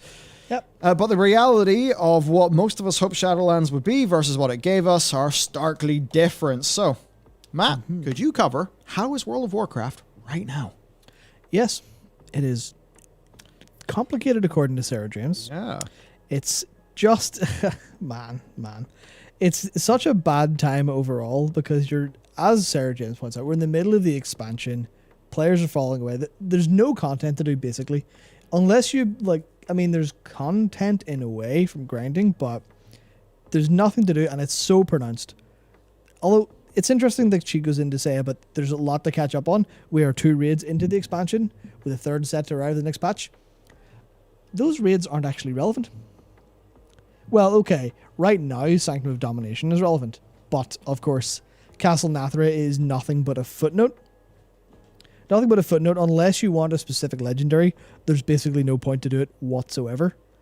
And I think that looks to a general thing. And I think Sarah's overview, despite being a World of Warcraft player, it is very much designed to be, here's an overview that is consumable by the average reader of PC gaming so that everyone can, they're going to be looking up Activision Blizzard, they're going to be Googling it, they're going to find out. But to continue with what she says, many early inconveniences have been addressed, making it easier to catch up, so Covenants can be swapped easily, providing you've maxed out your renown on at least one character. And I think that's one thing I really find interesting, that it isn't really followed up on, but I feel like that's a substantial problem in and of itself, because how many of you haven't maxed out your renown? Because I know I still haven't, because doing weeklies is a pain in the ass, but I guess I'll get to that in a second. But you can unlock flying in Shadowlands zones, making it quicker, except you catch some of them, which doesn't make a bunch of sense. And then the leveling process being streamlined, I'll agree with that largely speaking. It's 120 to 60. and the experience nerf, but choosing the expansion zone and leveling up, based on how that's paced, it doesn't really feel like great content to me. Yeah, I see. I certainly haven't. I haven't. I have not. I haven't. Nope. Players that want to grind renown to 80. Yep. Yeah, see, it's not a hard grind, but it is a grind that doesn't really serve any particular purpose. I mean, it does, but yeah. It's just... It's brutal. It's honestly brutal to me. It's tedious, but yeah. Nope, I'm done with grinding. Yeah, Kiki Spot. I guess that's kind of the problem where it's not really been addressed in this, but you know, that's how World of Warcraft is right now, according to Sir James. I think it's a little bit how do I put this?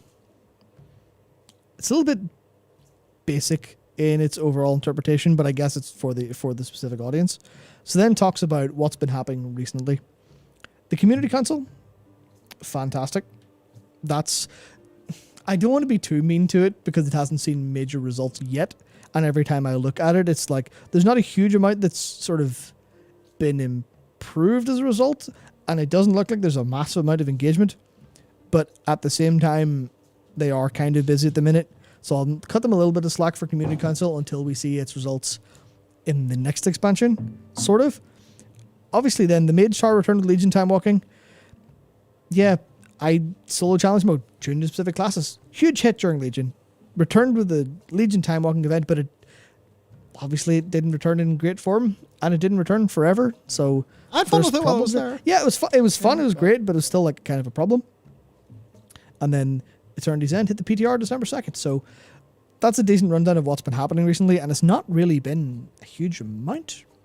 But I guess that's just the case where I was saying when you were gone, the fundamental point of this isn't to be like a really deep look into the game for people who play the game. It is very much intended to be you're looking up Activision Blizzard right now because Microsoft fucking bought them. Here's how one of their core properties is doing, by the way, in a way that you'll understand and isn't bogged down with a bunch of language.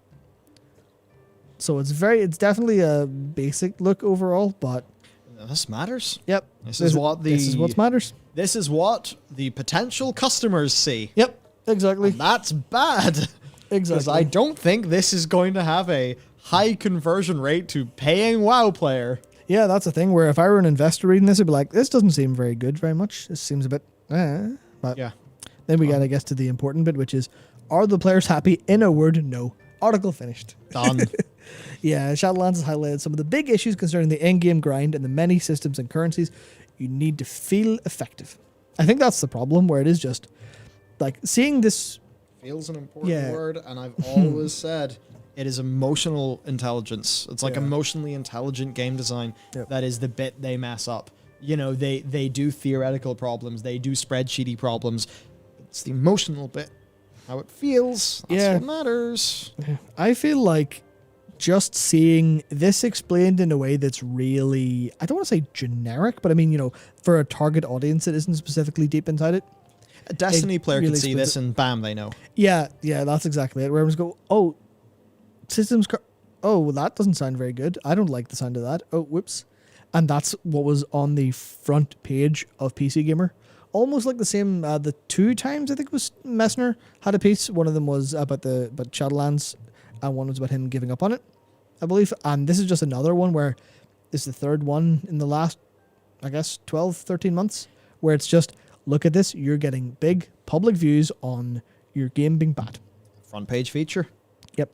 And, I mean, it's a front page feature for a reason. PC Gamer obviously knows it does well. Yep. And they actually, it wasn't even just World of Warcraft. They did the same for Hearthstone. Yeah, and it was, what was it? I can't remember what the headline was. The state of Hearthstone in 2022, too many things or something along that line. So, not good, but. Yeah. Oh, dear. Yeah, so as it goes on then, 7 months since the last significant patch, 9.2 is on the PTR, but it's frustrated people with the reveal. You'll need to grind a faction's new reputation in order to hit revered. There's the messy management of the PTR has resulted in PC Gamer having a negative forward-looking sentiment for the immediate future of the game. That's great. It's a balancing act Blizzard has struggled with recently. Yeah. You want to be able to do everything in game, and you want to feel like your character is progressing and getting stronger in a fun way. What you don't want is to feel like you're being weighed down by endless time-gated power systems, meaning you risk falling behind if you can't log into the game for 1 or more days. And it's just game feel. Like, FF14 will make me feel bad less. Even if it was to somehow give me less reasons to play, my sentiment would be higher and I'd be a more retained user. Yep. I think that's one thing they just don't get. Yeah. When's the next big update happening? Yes. Eternity's End is the next big update. No official word. PTR since December. Usually 2 months, in PTR before they come out. General consensus is February or early March. Yep. Just, a bit of a recap. If you're a new player looking to take the plunge, there's over 15 years of content to explore. Is there, though? Yes, but... It's like, yeah, you talk about FF, you're like, it's 10 years of content to do. And that is I think a more viable statement in that game because of how their systems are made, how the content ends up getting designed. Mm-hmm. With WoW, it doesn't feel like that as much. I mean, certainly, it means that by the time I interact with that story, it's like, holy fuck, wow, look at how it builds. Whereas in WoW, it's just like, stuff. We haven't designed our game stuff to be complementary to each other, so it's a bunch of stuff. Yeah, I mean, that's the thing where I think it was very... Maybe I'm reading this a little bit. Maybe it was carefully chosen to say there's over 15 years of content to explore, because exploring and engaging with or doing certainly feel different in just terms of verbs in my mind, where I definitely would never say there's 15 years of content to do, but there's 15 years of content to look at and see and wistfully think, man, I wonder if this was good back in the day. I think so anyway. Yeah, so to finish off then, whether it can recover remains to be seen. Surprise news may help. Did redeem itself after WoD. So technically there is some hope for the future. And because we're about to do the final raid, we'll probably get a new expansion reveal soon. Because most of the time, when we do the final raid, or no, what am I on about? Often when we do the final raid, it's pretty close to when we find out. Or in some cases, like with Wrath of the Lich King, we already know the Cataclysm's coming because ICC came out the start of December 2009? Was it the 6th of December? The 9th of December? No way. Was it? I think so. Let's find out. Maybe. Is my memory. Yep, December 8th, 2009. 8th! I was between them balls. Yeah. Well, that was the patch day. So, Dragon Isle's confirmed. Indeed. I will be right back. Dragon Isle's confirmed on Tarobang? In Tarobang. In Tarobang. Interrogate, yes. Ah, yes. Yep. I'll be back in 2 seconds. All right, so, hello everyone. It's time for the World of Warcraft news bit. The Dragon Isles, yeah! They're floating in shit. There we go. Matt's covered it. See you later. Well, I enjoy this. But yeah, Dragon Isles. Is it real? Are we going to get the Master Chief Ensemble? Are we going to get Clippy? It's a bit, we almost wouldn't mind getting Clippy, but no, let's get into it then. So, we cover this of course, on this channel, so you probably have seen the news, but Encrypted Mount Plus Pet, does that mean it's the new expansion? Rewards, and I think many people would say yes. It's pretty fucking convincing if you look at Wowhead's article and think about the past, what these things have looked at. So, Wowhead announced they data mined some interesting files, a mount, a pet, some other items. It's a package that looks pretty similar to the deluxe edition of an expansion. Yeah. Look at the Shadowlands rewards, what Wowhead found does just sort of feel, in line with this. So there's a mount, chunky mount as well, in terms of its spell size. Also a pet. 9FX Drake Mount Emerald buff.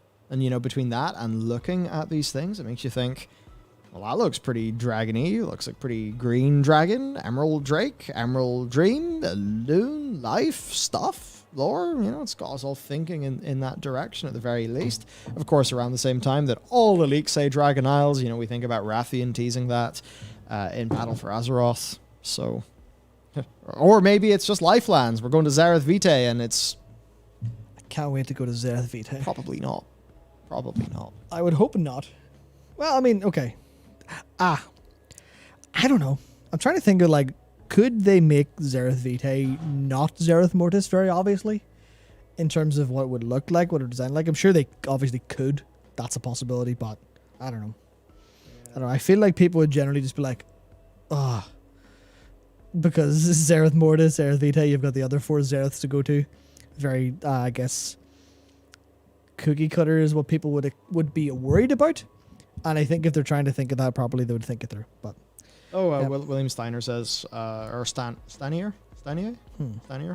says, quest associated with the mount takes us to the Emerald Dream similar to the Shadowlands pre-order mount.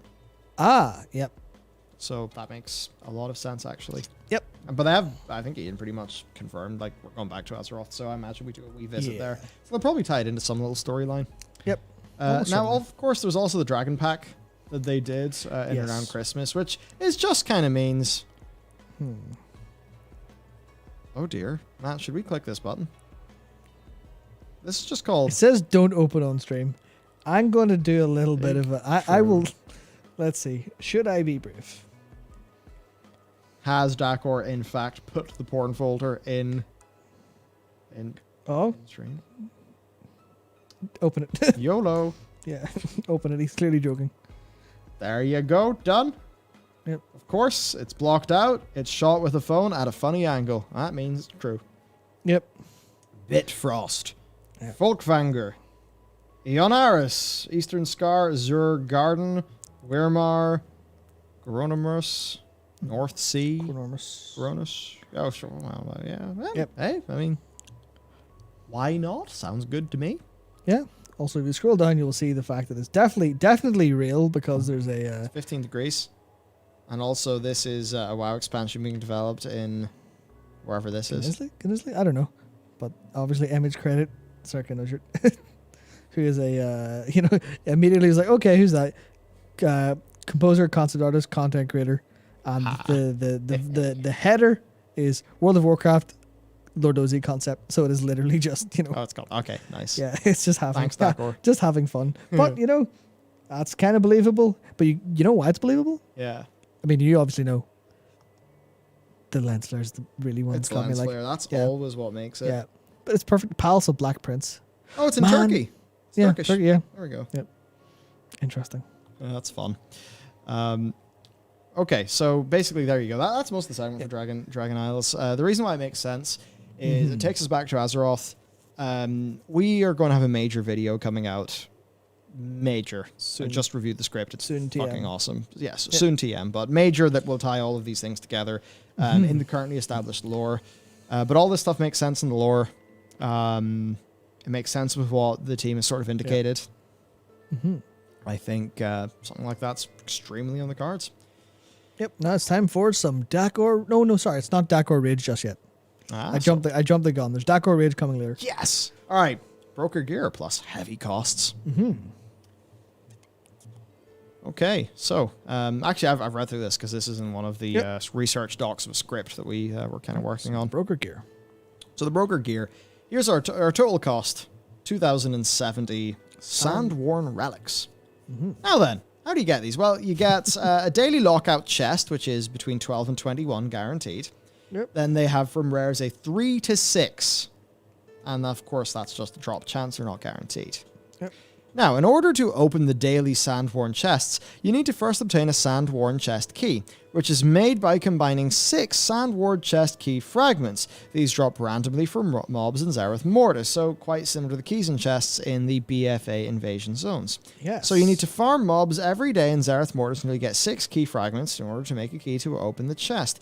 Of course, we don't know how long this will take on average. It'll probably add 25 to 30 minutes to your required feeling playtime for doing the rapid dailies if you want to get this. So you need 2,070 to get the entire item level 246 broker set, which of course the concept art of which is shown above. And by the way, it looks lovely. Looks great. Yeah. Assuming there are no other ways of getting these, and we just focus on the guaranteed ways of getting them, which is the 12 to 21 a day, it'll take anywhere between 98 and 172 days to get the whole set, depending on your luck with the guaranteed source. This duration, of course, will increase if you're lucky and get some more drops. So this will heavily incentivize people to camp out. Says Mortis all day to kill every single rare in order to...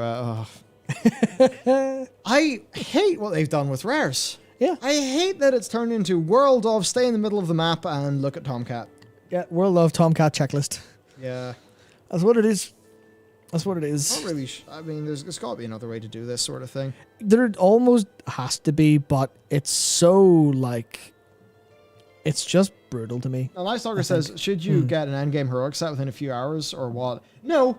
People, I don't think there's not an issue. I think maybe it's how long here, but also does it seem fun to acquire? So there's lots of games that have different forms of grindy gameplay. It's a question is it fun to do? Yeah. Is it fun to do? And, you know, when you bring up, you know, the matrix of the flow state chart. Yeah, yeah.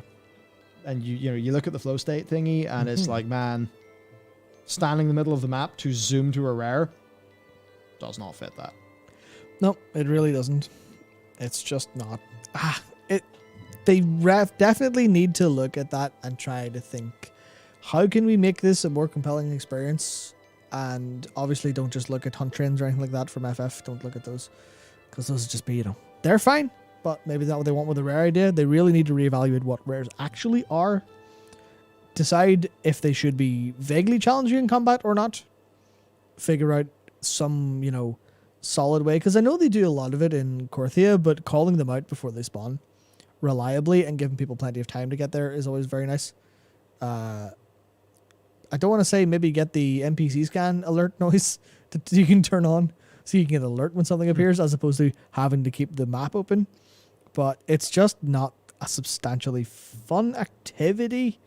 You just wait until they spawn, and if they're not there, you're shit out of luck. Which I think is the problem. I don't know how true this is, actually. Yeah. So these are BOP, meaning you can't trade them from alts to main and vice versa, which is disappointing because they're seemingly supposed to be alt catch-up gear. They do fill that function, yes, but there is, I think I saw Wowhead talk about it, there are 226 tokens. Oh, he talks about those later. Okay, good. That's not these. Good. Okay, sweet. Well, in that case, it is that, but it's paced very slowly. So regardless of where how you actually want this, you're looking at a long grind, unless obviously something changes. And I think to some people, it's not particularly fun. And I just think the idea, we need to get away of just this current idea of how they deal with rares. It's not good. Yeah. This middle of zone, look at map and Tomcat, that's not fun, right? I don't think anyone really super enjoys that. Yeah. Like, the way that Korthia works is when you don't think at all about trying to get things from the zone, and, you just do your dailies while getting lost and distracted with the things and the events that pop up along the way.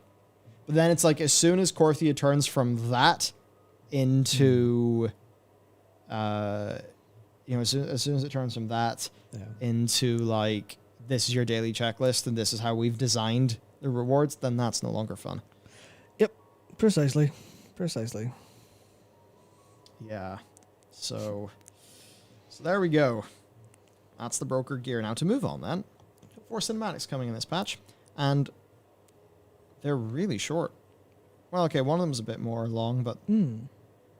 Yeah, well, the 242 might have some good stuff in it. Yeah, these two are a bit... I guess these are just kind of big things to punctuate. Yep. Anyway, yeah, so... While we've reported this a few times, only 3 were known. Now there's 4. One more. Numby, go up. And we have a runtime. Whee! So who knows? Numby. I would say with these two, these are probably major like boss introductions. I think of the little Magni one before you go to Argus. Yep. And I think for this, okay, depends what way they do it. I imagine. I have my hope that the currently highlighted one is after Anduin. Yeah, and then because yeah, there's quest content to handle everything that should happen. Yeah. And then this is the Big Zoval send-off. I would hope so. So I wouldn't want a 25-second jailer send-off. I'll be a bit grim, but maybe some people would. Oh, yeah, maybe just one shot to the head. Goodbye. But yeah. So, 2 shorter ones, probably, yeah. Oh, interesting. Well, he says a post-defeat Anduin at the end of the first wing. Maybe a mid-rate intermission like that for self-anesthesia here. Yeah. And then so the longer so the longer ones we're left with will likely be a Sylvanas Tyrande one. Interesting. Oh, as has been hinted in an interview about it being a big moment. Oh, Plus, of course, yeah. There's new cinematic models for both. Okay, good Yep. catch. And then a Sepulchre Jailer Ultimate Showdown Finale Gone Wild 18 plus nipples are shown. Whoa. It's I know Zoval's got his gear on, so we don't have Zoval's most defining feature, his nips. Well, maybe he goes away when we smack him down. Yeah. Then let's see. We were told that rather than one big payoff moment in the raid, they wanted to do two. So that also here's a new cutscene Anduin, which He's big in Anduin. yeah, why there's not really much of anything to represent the changes he went through. Maybe we'll see that in the actual cinematic. Who knows? Perhaps. Anyway, there you go. Cinematics are coming. Big surprise. Mythic Plus Affix Encrypted. Details and more. So let's talk about Encrypted. Okay, so finally, info on the new Season 3. Season 3 Affix. Enemies throughout the dungeon possess relics of the first ones. Destroy the relics to summon the first one's Atoma to gain powerful bonuses based on the order in which they were destroyed. So it's trying to get some of the ones from the Domination Affix, which is pretty, the Anima one, which is pretty nice, and then also trying to get some of the do this in whichever order you think will work best for your group, like with the Corrupted one. Yeah. I cannot remember names of affixes to save my life, but I remember what they were doing, because I think the 8.3 one was really cool for people who loved mapping out their M+ runs. It was really interesting and added a bunch of stuff. It had all those skips. That means you didn't need, a rogue with Shroud. You could just do it. So I think it's nice that they seem to be connecting and kind of trying to add gameplay to them with this stuff. But also, I guess it depends on the buffs, whether they're interesting or not. But at least it will add some flavor to M+. To some degree. Yeah, so let's see, what are these? There's a total of 3 different relics, and one of each will be present at each of the affected packs throughout the dungeon. So there's one that just periodically does damage to enemies via an energy barrage. Periodically deals damage via energy barrage to players while alive. Buffs a nearby pack with acceleration field, buffing their haste 15%. Buffs the nearby pack with defense matrix, reducing their damage taken. So there's the curses. What about the kisses, the buffs? Well, grants players this one. Grants players 150% increased movement speed for 45 seconds and stealth for 10. Yep, that's exactly. You get your route, you kill this, and you go zoom, get there to where you want to be, which is Another one, 20% haste for 45 seconds. So that's just like lust. Yeah, and 25% increased cooldown rate for 45 seconds. That's interesting. That's interesting. That is that's one of the things that you just know for almost a fact that's going to like shift balance in M+ stuff pretty heavy at different points whenever you want to use that for stuff like that. Just because some people are so heavy cooldown focused, some are, everyone's cooldown focused, but some are a little bit more so. That's interesting. Atoma. So once you've defeated the 3 relics, an Atoma will appear. The type of which will again depend on the order in which you kill the relics. Each one has their own set of mechanics. So one with a tank buster and an AoE, one with a AoE damage cast to interrupt, shoots random target, teleports away, fires a line. So just basic mechanics. All those Atoma. Yeah. That seems more interesting overall than the Anima one then. It's a little bit more interesting because it's not just here's a buff, here's this very specific buff that you can do cool things with, or very, very high impact, low duration buffs, as opposed to here's a general buff. Yeah. So I think that's pretty interesting overall. Although I do see, Wixer says, not going to lie, but all the affixes have literally been kill X to gain Y. Have they run out of new ideas? It's difficult to fit anything into the existing design space, so they likely just work with what they know works. And this is very clearly a recreation of 8.3s, but in a slightly different way. And I think that's just kind of fine. I hope they have more changes for M+ lined up for 10.0.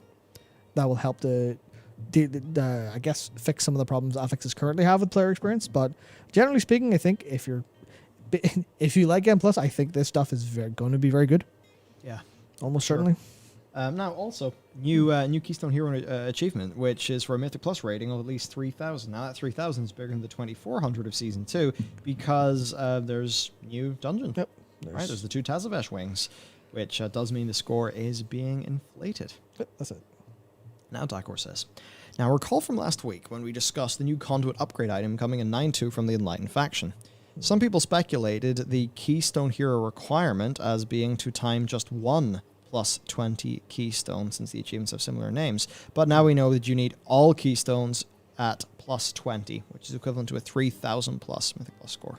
Yep. So basically you need to complete the game. Yeah. And then you can get all your condoms to 278. Which is, well, yeah, complete the game in one angle and also have your Enlightened rep to Exalted. Which is, for being here's a catch up to finished, I think that's pretty interesting and a good overall move. I'm just not super sure about. I guess, I assume they know better than I do what the average sort of like Mythic Plus player looks like. But I don't know if they generally play with get one character to the finish line and then diversify, as opposed to play a load of different alts at the same time. I guess it depends on what people want or what people's behavior is. I don't know what that is. I wouldn't really know. It's not my side of the... hadn't really been my side of the game. Now, what about all the people who joined Shadowlands and, had an iffy experience, ended up leaving, maybe didn't get to play patch 9.1 or left it early and don't have great gear? Well, there's new item level 226 BOA gear tokens. Dakor Rage time, let's go.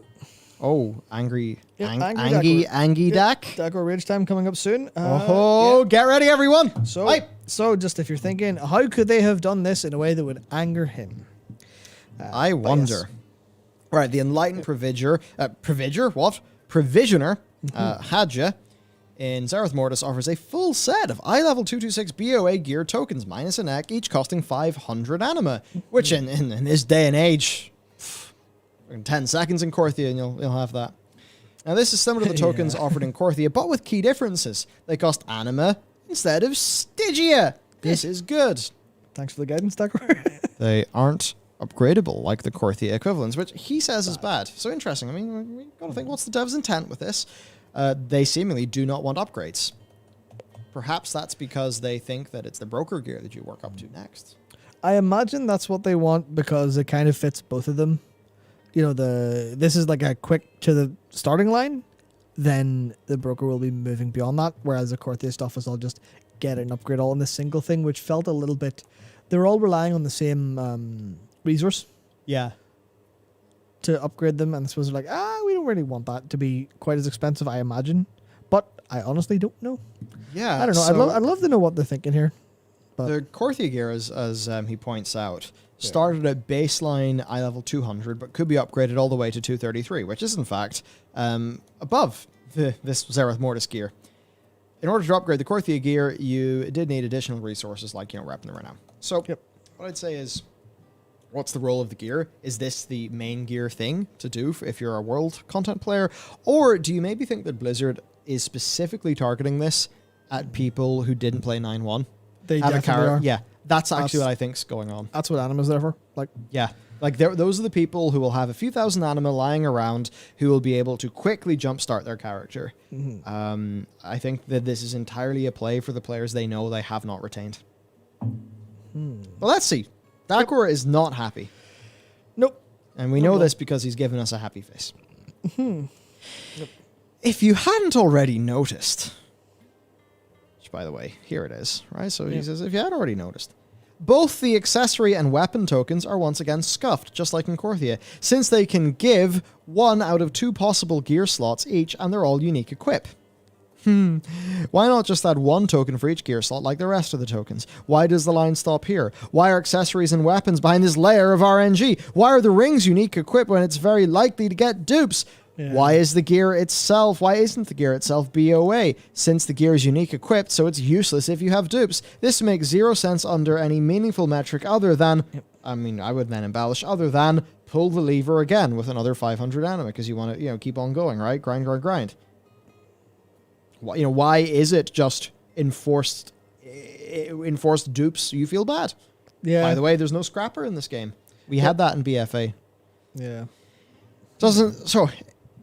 It doesn't seem that bad, right? Just means you'll have to buy a couple of extra tokens since they're cheap and no big deal, right? No problem. Well, let's have a look at Dakor's testing and what this was like. And look at this. Oh, happy with her face. She's so happy. I got 20 broker's accessory tokens, which can give rings and trinkets. I was only able to get a trinket on my 10th token. Nice. And only got a total of 4 trinkets from 20 tokens. These trinkets were... These trinkets were all identical. And are, coincidentally, unique equip. Yep. Yay, clown. Clowns, they make people happy. Yep. Is there only one trinket? That's the thing. Could this just be an artifact of testing and these aren't done yet? Could be, but we have to call things like we shoot, or like we see them, because, you know, as well, I think one of the Preach clips that I saw floating around that fucking drove the man into demented giggles. You know, that whole thing of, it's PTR. They'll iterate on it in live. They'll fix it. You know, yeah, we have It's beta, it's not finished. Yeah, we know. We're telling you how it's not finished. There's a total of 3 different rings, so the pull ratio, assuming it's unweighted, is 3-1 in the favor of rings. Yeah. Why? And you could say it's not finished, in which case we'd be like, I agree. Yep. We want to make sure it doesn't ship unfinished. Yeah. When testing the weapon tokens for both Holy and Prot Paladin, it was fair enough. I was able to get both a 1H and shield after just a couple of tokens. You may argue that all of this is irrelevant because the gear is low item level and it's not supposed to be of any import. Well, why add it to the game in the first place then? Why spend the dev time adding these if no one's going to use or care for them? Basically, if you're going to put them there, do them right, and they ain't done right yet. Yep. So hopefully they will be when it goes live. Yeah. But it's not enough to hope. We have to say what we see so that it's very clear. Yeah, and I did see someone in chat say, you know, it doesn't matter because, you know, it's not a big deal. Anima is very easy to come by. And I guess that's fair because you get plenty of anima, but also 500 a pop is still like, you know, a decent round of Korthia to get that much, or, you know, relying on your weekly stuff to drop. But also it's not even about the amount of anima it is. Obviously it's very cheap intentionally. The problem is that the experience of it, especially like you imagine the experience, because this is what you should be doing. You should be thinking of user stories and kind of like imagine what a user will sit down and do whenever they play your game. What could go wrong? You have 500 anima left. You've done all your weekly stuff. You've bought a load of this gear. You've bought all the pieces, and it's worked out okay for you so far. But you need a trinket. The only trinket you have is something that you got when you were leveling in Shadowlands. You just hit a fresh character. It's I don't know, like 146 or something like that. Maybe 150, maybe 160. I'm not sure. And you need this big 60 level item upgrade trinket, and then you can go and play the game because no one's taking you otherwise. Yeah. Because your gear is shit. Your damage is shit. You have 500 left. There's no other way to get anima good this week. You click the button and you get the ring that you currently have instead of a new trinket. That is an awful experience, and they should go out of their way to make sure that doesn't happen to people, because that is a terrible experience and it serves no purpose. There's no, we'll just go get 500 more anima. It's like, that's not right. That's not fair for them to think. They're not going to play like, oh great, I'll go do fun activity for anima. Oh wait, I can't do activities because I don't have gear. Oh fuck, I can't do what I want. You're blocking me from doing what I want for no real good reason. Yeah. I think it's not to say, well, you should just ding and then get a big, massive load of gear that lets you play immediately. There should be a pathway to doing that, and there is a pathway to doing that. It's just the pathway is littered with Lego bricks to stand on. That's effectively it. Nice. Yeah, that's it. And it's just like after the criticism of the Stygia one, like this is better because it's anima, not Stygia. Yeah. But like, come on. Everyone gave you the criticism for the Stygia one. Why not act on it? Oh, yeah. Weird. Okay, so Night Stalker, if you need a trinket, look at the world map and do the world quest that rewards one. Implying you're going to have a trinket that actually rewards something, you know, off a decent eye level, and implying there's going to be one there, because there isn't always one there. That is not a reliable answer. I think that's fair if it was designed, if World Quest were designed to be a way where it was a reliable source, but it's not a reliable source. And also, it's going to be nowhere near 226. I mean, it might be, but it'll only be near 226 if you have Renown going up. Oh, wait, Renown's not going up anymore, which implies World Quest rewards aren't going up anymore. Mm-hmm. So, I mean, obviously, the solution here is these are possibly, these are maybe... that's the one in the middle. Maybe these are going to drop from doing stuff in Renown's Death Mortis. So you go, we'll go do that, but then you're not going to get a accessory token that will drop a trinket. Yeah. So it's a case of they should have a way for this stuff to happen. They should have a clear and relatively mostly deterministic path. Oh hey, classy Villain Gaming. Thanks for joining as a member. Yep. Well, hey. Yeah. So I think that's the best part. What Tom Eden said. It's not fun. It's not fun to do this. That's the most important bit. It could be fun to do this if they designed it to be fun instead of this random little, here is a little dick in your salad just to top it off, like when they didn't really need to.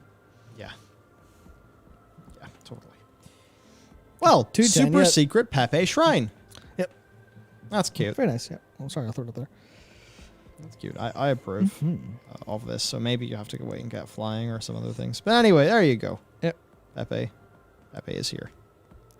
And with this shocking news, we move on to our next topic, which is the Mythic Zoval mount. Yeah, so it's been confirmed. This is the Mythic Zoval mount, and I think there's a little bit of disagreement in the team.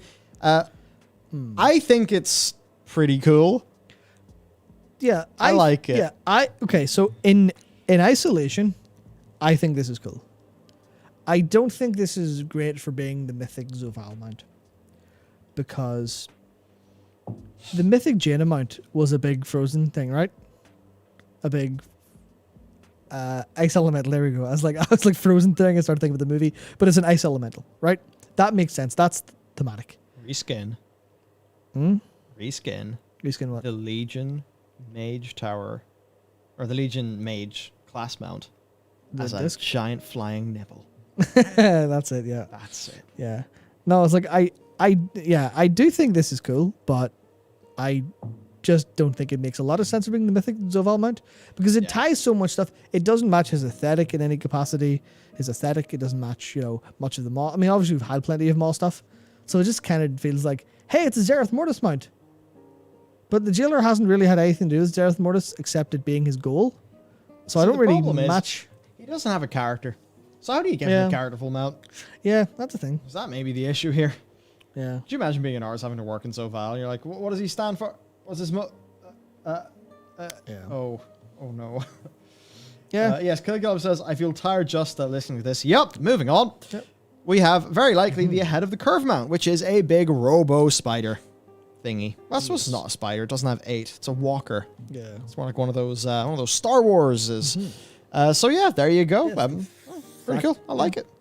Yeah, the fractal cipher of the Carsonized Zereth dude. Never mind, I'm bored. Yes. Yeah. So there you go. There's the mount. The description. No schematic to synthesize these has yet been discovered, which likely points to there being no way of crafting the mount via the... Oh, well, yes. Yeah.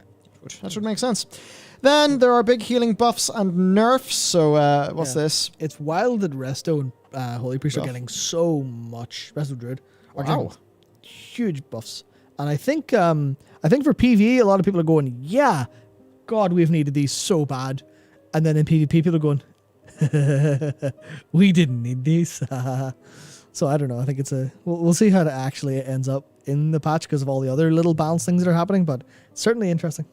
Yeah. Certainly interesting. And now time for more Dakar Ridge. Oh, more Dakar? More sad, really. What's this? Literally unplayable. Yep. Ashen Hollow's been nerfed. How will he live? Oh, poor Dakar. Not just that. Holy Ashen Hollow, Hammer of Wrath, Judgment, Holy Shock, damage reduced by... Fuck you. I'm not playing Holy Paladin. Fuck you. True. Fuck that. I'm not playing past you. Yeah. Also, Avenging Wrath rank 3 has been removed. Bye-bye. Yeah. Sorry, we gave you this? No. Goodbye. I mean, it wasn't great. It was effects increased by 10%. So it's just a bit of a numbers up on wings. But like, man, I think it's funny that they have to do such sweeping nerfs. And I think that the don't nerf, buff everything else approach should be taken, because this feed's fucking horrible. Horrible. Yeah? Where's my damage gone? Yeah, fuck you and yours. Yeah. Where's my damage gone? I mean, it's not going to be bad, but Yeah. The damage is gone. Well, it's a good thing you're not rolling Reaper. That'd be fine. You motherfuckers need a nerf. Reapers. That's a different game. Also, this was actually genuinely great, lovely, brilliant, 100% thumbs up. So, they just did a YouTube video with Taran called Revisiting Original Black Temple Trailer, Building Azeroth. And, it's great. It's not like some little 3-minute marketing thing. It is actually just Taran sitting down he's nicely shot in a nice room. Feel like they have some sort of WoW stuff set, and talking about the production process of the Black Temple trailer, which I think is one of the very early things that Taran worked on after he was hired at Blizzard because it was following winning he come second or win? I think he I won. can't remember. He won the BlizzCon like fan animation or whatever thing. It's great. It's great. So we highly recommend you watch it. It's up in the official World of Warcraft channel, and it's just nice seeing how these things were made. You know, Taryn comes off great in it too. So Yeah, definitely. great, brilliant. More of this, please. Yep. This felt like more of a genuine behind the scenes. Yep. You know, you can actually feel the man's passion, and that's what we all want. Yeah, and speaking of, definitely more of what's coming next. What? Oh yes. Yes, this. What? I didn't get. I haven't read didn't it get either, around to this. but yeah. Oh, I also need to stop doing this thing where I take shallow breaths and breathe in my chest, because now my fucking ribs are killing me. Oh, it's like I can't get oxygen up in there. Yeah, just breathe. Breathe. You know when you have to do those stretches, like open up your chest? It's kind of like that, man. Actually, I know what it is. Yep. My nose is so blocked. I'm a big fucking mouth breather. I haven't been able to do anything about it. Should do that. Awful. Like, yeah. I'd love to breathe with my diaphragm through my nose. Well, this doesn't fucking work. Can't get oxygen. I haven't been able to get proper O2 there for basically all my days. All his days. All my days. We got a chunky tier set dev insight post. We do indeed. So yeah, Scarizard and Scald shared their thoughts on the Community Council forums. All right. Hey, these are all really good questions, and I'll do my best to answer in a way that's hopefully transparent enough to provide some insight and not so vague as to be frustrating. A few disclaimers. I was only personally responsible for a fraction of this initiative. I'm saying that Rogue, DK, part of Warlock, with Frozzo. So I'm going to try to center on my experiences to open the door for my other teammates to engage their own perspectives. What's the goal? Sort of talks about the perception, expectations, history. Namely, how do we make good on those implicit promises without players feeling let down by their return? Without creating unrealistic design goals for ourselves to stack up against. This whole post is going to get real philosophical, by the way, so sorry / you're welcome. Lamau.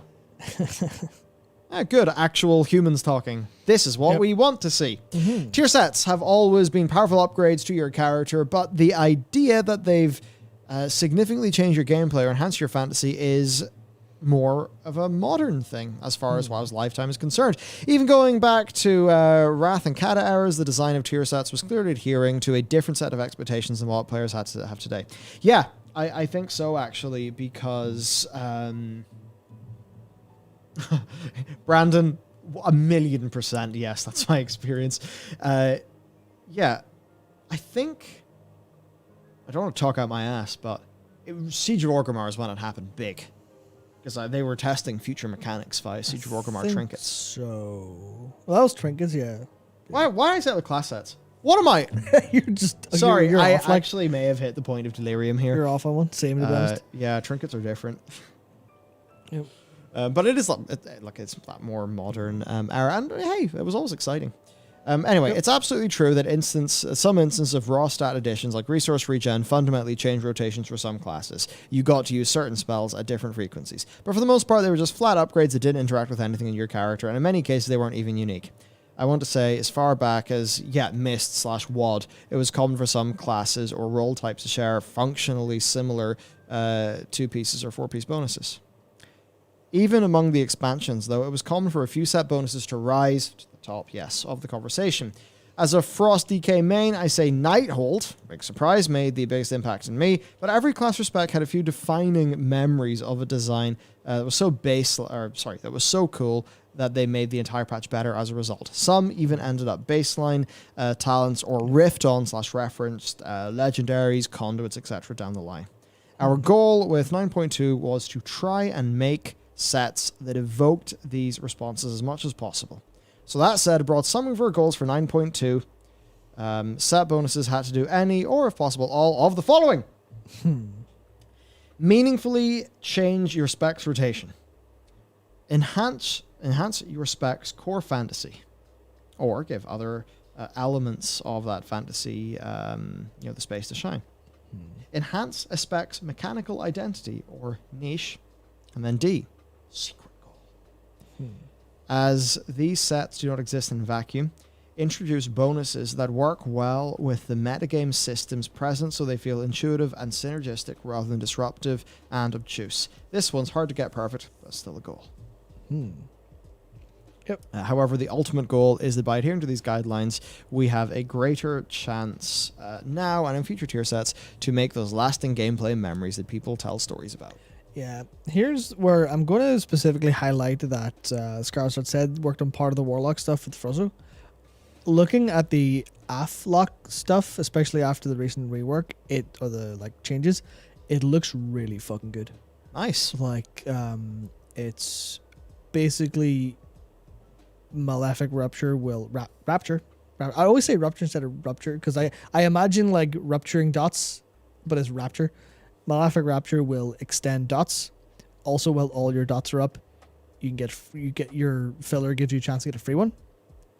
And it's this loop that just really super doubles down on AFLOC being, I'm going to spread dots and then explode them, when you have less time spreading them and more time just exploding them overall. It feels really cool. And I think that's the one where that pretty much massively hits all three in a way. So I think that's a really good idea, and you can see where that works. Because obviously a lot of the time I'll look for ones that I think are not very interesting. But the AFLOC one I was reading about today, I was like, you know what? That seems like it really hits all three of those very well. So, kind of mad props, honestly. Yeah. Mad props. I think for the class specific nitty gritty, maybe we should gloss over as... Yes. Yeah. But he says lots of, how are these chosen? Well, lots of iteration with the guiding star of those principles. So, for us, we chose /assigned classes based on comfort and generally speaking, who is the most passionate about which ideas. From there, we we'd each just show off our ideas, give and take feedback on the designs, and tweak them until we like them enough to show off in one big blast as we did in the November PTR. I think. Time is fake. Yep. Big feel. I think for 36 bonuses, our team had a pretty good reception, generally speaking, which made me happy to see knowing how much work was put into the whole package. Great. And sort of gloss over that. Bonuses like these not only let us test the water to see what you like and don't like, but also open the floor to give sets texture against one another as we move forward.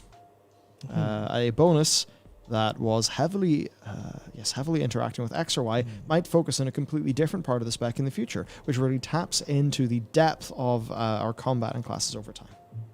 Yeah. I could probably be here for hours talking about how cool I personally find the sets or how they achieve the goals, but I'll probably cut this part of the post short. My last comment is that it's also important to have a diversity of bonuses. That naturally comes with having different designers play off each other with their own, or playing off each other with their own styles, but it's also important to note that something that may not work for you personally, a crunchy numbers focused bonus that gives you a clear mechanical output, or higher fantasy stuff like some of Warlock's creating new /additional demons may absolutely work for others. So we're aiming to create a solid legwork for future set bonuses and designers to give a big variety of experiences. I'd say that the more number crunchy ones tend to be a bit more boring. Yeah, it depends. At least by that, I mean, that sort of tips off what sort of player I am. Yeah, it kind of depends on what it does for how you play the game or how you the actual feeling of your spec goes. Because there's times where you get another ability fits in somewhere nicely and it just feels perfect. You get that rhythm based on how you're playing that feels really good. But then you get ones that are just this doesn't really feel like anything. It's just more damage and it doesn't have a massive impact. And then there's the high fantasy ones where you're well, this looks kind of cooler, but if I'm looking at the damage meter, it doesn't matter. So I think it's a case of, it'd be perfect if they could get ones that do both in a way, but obviously I guess that's pretty difficult to do overall. But yeah, as for how strong, TLDR, about as strong as legendaries, and they should be in relative balance with each other. Cool. Makes sense. It depends. Fantastic. Acquisition. Now this does get interesting. This is another one that's hard to say. Definitely, many of us weren't at Blizzard or working on WoW when old tier sets were around. That's, loads of them are there within the last few years. Yep. Lots of turnover. And the game has changed since then as well. Generally not for the better, which is why we invested in making tier sets this time. which is why we invested in making tier sets this time that feel really integrated to the overall, the overall end game experience. That is to say, obtainable in the Great Vault, which didn't exist back then, and from non-rating activities. This one's going to come across as vague, but that's because, honestly, we're trying a lot of new things that weren't true of previous tier sets, so to say, definitively one way or the other might end up being a broken promise. That said, it feels right to us that something that's been iconic for WoW's gameplay is achievable by anyone who plays, even players who join late or swap classes mid-tier, which is the big goal of the Creation Catalyst. There'll be more info on that soon, so we won't go too deeply, but they recognized that if players heard tier sets were back and rushed to play 9.2 and found it impossible to get them because they couldn't find a raiding guild or something, that might be a negative experience, even if it's similar to how they worked in the past. So basically, TLDR, they're trying shit out, and they look forward to continuing to try shit out in the future. Cool. Yeah. I think that's a very, very good approach to kind of go, well, this isn't just for people who are in raiding guilds and raiding regularly. This experience, this core part of what we're working on isn't been wasted. Which is, obviously you go, well, that's very economical of you, as opposed to player experience driven. But there's a way it can be absolutely both. And in this case, I think it is, which is fucking sick. Good job. Are active effect tier sets ever considered? So, getting a button or like a sort of a big change like that. Yeah. Not really. Actives have their place, like some special weapons or trinkets, but often come with trade-offs for us design-wise that don't feel right for tier sets. They tend to be harder to use for the average player, but incredibly potent as skill level increases due to compressing / overlapping their effects within certain buff windows for multiplicative effects. This is where I'd say, please fix that. Make your big cooldown 5% or 10%. Just do what FF does. Honestly, I'm out. See these burst windows? Fuck them all into space. Get rid of them. Yep, I completely agree. I can't believe it, but there you go. Yep. I do not like this whole everything's a buff window, John Madden. And that said, FF14 Savage is tuned around John Maddening those things. Yeah, but it's tuned around groups doing a lot of 5% together, as opposed to what happens to... Because even I was talking shit about not wanting to grind out my renown earlier. I have actually been sort of slowly making progress in when I could be bothered to log in.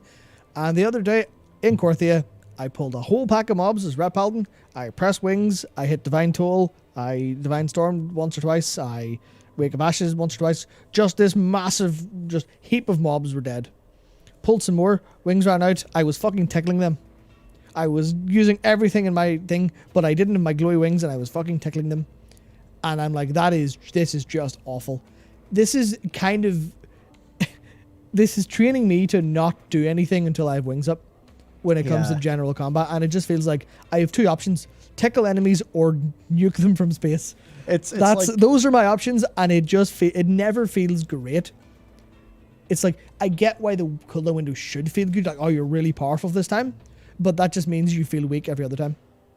It's all things in balance. I think that as times went on, they have tipped the balance towards John Madden cooldown windows. Yeah. Where, I feel like maybe we should just bring him down. Yep. Bring him down a little bit. I think that would be better. It would also mean, he's just said that, this is, they have a problem putting actives in the game because cooldown windows are so powerful that if you use the active right within the window, you are so above everyone else. Yep. And obviously, a degree of that's fine and should be there because skill should matter. But, yeah, I think that they maybe would be a bit more freed up in their design space if that was not so much of a thing. And really, it's an extrapolation of the Demon Hunter problem, where I was playing Demon Hunter for a while, and it eventually, to me, just got to the stage of, oh yeah, it just feels shit whenever I'm not in meta, doesn't it? So, bye. Because they have to do an amount of average DPS in total. So the bigger your burst window is, the less everything else is. And sometimes that can be annoying for fight timings, can be annoying for aspects of world content. So I think there's definitely something to that discussion. Now, he does say, I don't want to give the impression that we'd never try actives in a tier set, though, just that there's enough added complexity with actives that you'd expect it to have a pretty awesome theme or special situation to be worth the costs or, costs or barriers associated. TLDR, not in the convo for 9.2. They do have things running against them, but maybe they could be there in the future in the right environment and reasons. Yeah. And he says, I know this is a lot, but I really appreciate your questions and hope this answers them in a way that hopefully yields the insights you were hoping. Yeah. You're great. Yep, Skarsgård, Great. fantastic work. This is it. That's what we want. Yeah, this is what the community council Brilliant. is here for. Wonderful. I was just about to default to one of the only praises I can think of, which is God bless. Yeah, Yep. sweet. And I was also Scald? Scald, yep. Yeah, Scald. Mm-hmm. For your question about Resto Shaman, the driving design and... wait, is this all Sham? You know what? Let's just go to the bottom. Yep. Just not to sort of... Mm-hmm. Because I don't want to do too many specifics in the stream because it's not really going to apply to that many people here. Yep, of course. Sometimes a designer is trying to accent part of their class's identity that's fallen out of favor rather than something that already feels important to them. That distinction can lead to a disconnected feeling, but ultimately we all hope for the same thing, the end fun gameplay that resonates with our class's core fantasies. Oh, that's the same Skarsgård who wrote patch notes for Riot. That's Riot Skarsgård. I didn't know that. That's interesting. Thanks for pointing that out. Interesting. New dev? New? Yeah, well, I mean, I don't know when they left Riot, but Wow. I didn't know that was the same one. Holy God. Interesting. Very interesting Yeah. indeed. So there you go. There's the web stuff. Yeah, left 2017. And next on, oh my God, I this is the forgot that. biggest stream in the freaking universe, dude. Yep. Yeah, me Strap in. and Dak were putting together and just didn't stop. I may need to order from Grilled before they close at 10 p.m. Yeah, I'm just going to Turkey street food. It's fine. Now, is your turkey street food going to be on stream? No, not here. No. No. I'll eat when I get home. I'm not going to eat on stream. When? When does turkey street food close? Hopefully after stream. When is that? I don't know. Turkey. I can't do it. Yeah. Can't do it, but I miss that place. God, it's so good. Yeah. Well, I certainly will. Yeah, if you want to have like food the size of your forearm, Yep. Turkey street food's the place. But okay, Rise of the Aspects. Posted to MMO Champion, but Definitely. we didn't cover it. So. Mm-hmm. A disgruntled senior-level designer at Blizzard who recently resigned and is in my guild mentioned this during one of our raid nights last week to myself and 2 other officers. Their identity is known to us, so we know from their LinkedIn that they, until recently, did work in WoW. The expansion will be unveiled in the first half of March in a YouTube live stream. Here's the deal. I mean, with what Yabara said about WoW stuff next week, that could be, and stay tuned next month for an update on our next expansion. Yep. We're announcing an announcement. Which is what companies do. Yep. Which actually does, I mean, by the way, announcement, I get how people, it can be annoying, but actually there's reasons. Yeah. Yeah, the reason is fuck the player experience. No, it's not. Wow. Patch 9.2 is set to release at the end of February. 9.2 has multiple I agree. cinematics. These are all very predictable things. Yep. The final one will be available in week 2 with the Jailer. Very predictable. The expansion is revealed 2 days later, the following Tuesday. That certainly would be a good way to do it. Expansion name, Rise of the Aspects. New continent, Dragon Isles. 5 zones thematic to the different aspects. Main story in each zone are their return to power. One zone is fully dedicated to endgame content, a la Suramar. This zone is thematic to the Black Dragon Flight, Rathian's essential character. This is the location of Deathwing's corruption, which the story will dive into. The first raid is located in this zone, a massive old god temple, a la Stormsong Valley, but larger. Zoth did not die and is in the background, whatever that means. That would be really interesting if they just went, we used the Dragon's Isle concept in Stormsong Valley. Surely we can't use it. We can use it again. Just use it again. That would be very interesting. I would think it would be ballsy, but I'd also applaud it. You're like, yeah, fuck it. Yeah. It's still good. Why not just try it again? 100%. 100%. So, okay, interesting. Yep. Okay, next. There's a new PvE system called Layers. Allegedly. Procedurally generated cavern layers that will feature a variety of different bosses to fight. There are powers similar to Torghast. It was explained as a boss rush mode. There are very few packs of normal mobs. Good. The core gameplay is heavily focused on boss fights. Good. This system has a challenge mode for cosmetic rewards. Think Mage Tower, but several bosses and unique powers. Torghast turned into Chorghast for reasons that are not red flagging me with whatever this layer system is. Yeah, however, I will hit you with a very big red flag, which is the boss fights of Torghast weren't extremely compelling. But also that wasn't the design focus of Torghast. Yeah, the boss rush of Torghast also, yeah, but also, well, here's the problem, right? They're always going to run into the same problems with boss design. Depends. Well, okay, obviously it doesn't say what this will be, but this is the Torghast approach of anyone can do it in any group. You know, you could bring 5 healers, you could be 1 healer, you could be 1 tank. Then they're going to run into the same problems of not having mechanics that are universal to deal with, which aren't very compelling in how World of Warcraft design usually works, where the Mage Tower, for example, worked really super well because you had actually banging fights that were designed for your spec. Whereas if you don't have spec-based design or class-based design, then it kind of falls apart a little bit because they don't have really good sense of what mechanics everyone can deal with. It's fun. Yeah. Because it's like, oh, well, you have to interrupt. You're like, oh, yeah, well, I'm Holy Paladin. And you're like, yeah, well, you can stun and blinding light. And you're like, yeah, but that's on a longer cooldown than your interrupt cycle would usually be, which is a problem. So I think there's definitely some red flags with this kind of style of thing. But if they do it in a way that's, I guess, if they can solve those problems, because I'm highlighting them as problems that haven't been solved. If they are solved, then would definitely a boss rush Torghast definitely feels way better than a Torghast does. I think for sure.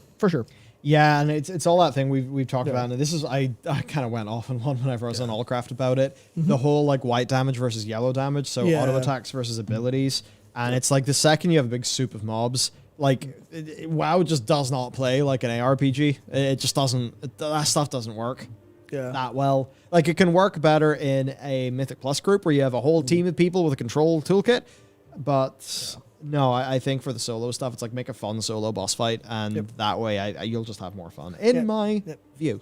You know what? I'm going to take quite a substantial portion of what I said back. For 2 reasons. Oh. One reason is what Pupper Doggo said, which is, on the other hand, Brawler's Guild. Yes, Brawler's Guild fights kind of own. That said, I haven't tried any of them outside of what feels like the correct way, which is as a DPS, because they seem designed to, you're not going to have a healer. You'll kind of shit all over their design if you out-heal stuff like that. Yeah. So I think they do have potential to do that. So thanks for reminding me. I was kind of an idiot to forget that. And then there's also Just Swish said, would it be fine if they give powers that you use to solve that problem? That would be a little bit, here's a square hole, here's your square peg. But if they give you power choices or power, maybe not choices, but like a selection and you had to use the right one, that might work. Where they just go, well, we can't guarantee you have an interrupt, so here's an ability that you can interrupt, but you have to enable this ability by going over here to click the button. Then you can use the interrupt, so you have to time that in with what the boss is doing. That might be cool. So there's definitely room for them to do it. They just need to actually be able to do it. And also, if it's procedurally generated, then that would need to be a massive, massive amount of boss fights. And the fact that they haven't done a Brawler's Guild makes me kind of feel like maybe they're not doing that. Maybe. Well, see, I mean, I'd also think, like, why does the Brawlers Guild not exist? I don't think it's intent. Yeah, it's not intent. It's because whoever made the Brawlers Guild is clearly passionate because it's... Yeah, it owns. It's cool. Yeah. And there we go. That's my point. So I would have imagined that if they could bring it back, they would, and it's probably production issues. But do you want to pog out of your champ?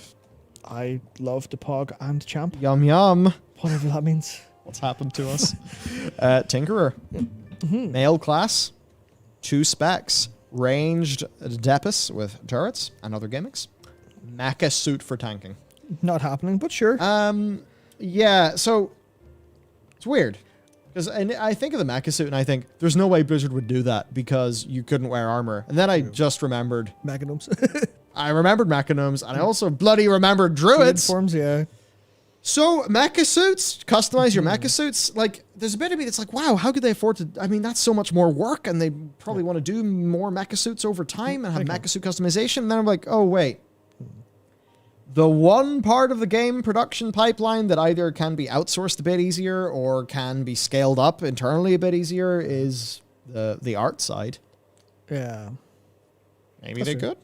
I would then wonder, why isn't there a melee Tinkerer? Because, one, like, imagine, I don't know, to steal them from Star Wars, vibro blades and shit. Like, it would probably work. Well, I think maybe they only want to add 2 specs, and that's all that they think they could. Well, that I would fully support. I guess the problem here is, I think, range DPS with turrets, are they gun users then? And do they drop turrets? Also, turrets feel awful because, imagine totems, but they also have to auto-attack the right target. And, not to say that World of Warcraft and its base functionality can't be improved with engineering time, I certainly wouldn't put, if I were a designer and someone said, hey, do you want to make totems that auto attack like is it the snake or serpent one that the hunters used to have, I think? Do you want to make totems that can auto attack and also use abilities? Do you want to make sure that works for full 2 specs? I would immediately say, no. You can, no, please. I think the turrets would only be for DPS, and like you could see ways they could work. Like, if you have, you could just have a focus button, like, telling your pet to attack something. They could just try to make that feel really good. Maybe. They could tie some rotational abilities in so that maybe they help to auto, but then that could lose some flexibility that maybe players would want. Maybe. Design challenge could be cool. Yeah. If it worked, but we're not sure. And a mecha suit tank, cool. Fantasy's great. Key points then. Level cap increased to 70. Makes sense. All time walking zones become 1 to 60. Shadowlands added to Chromie. Fair? There's Why not? nothing to stop that from being the case, I think. Partial old world revamp.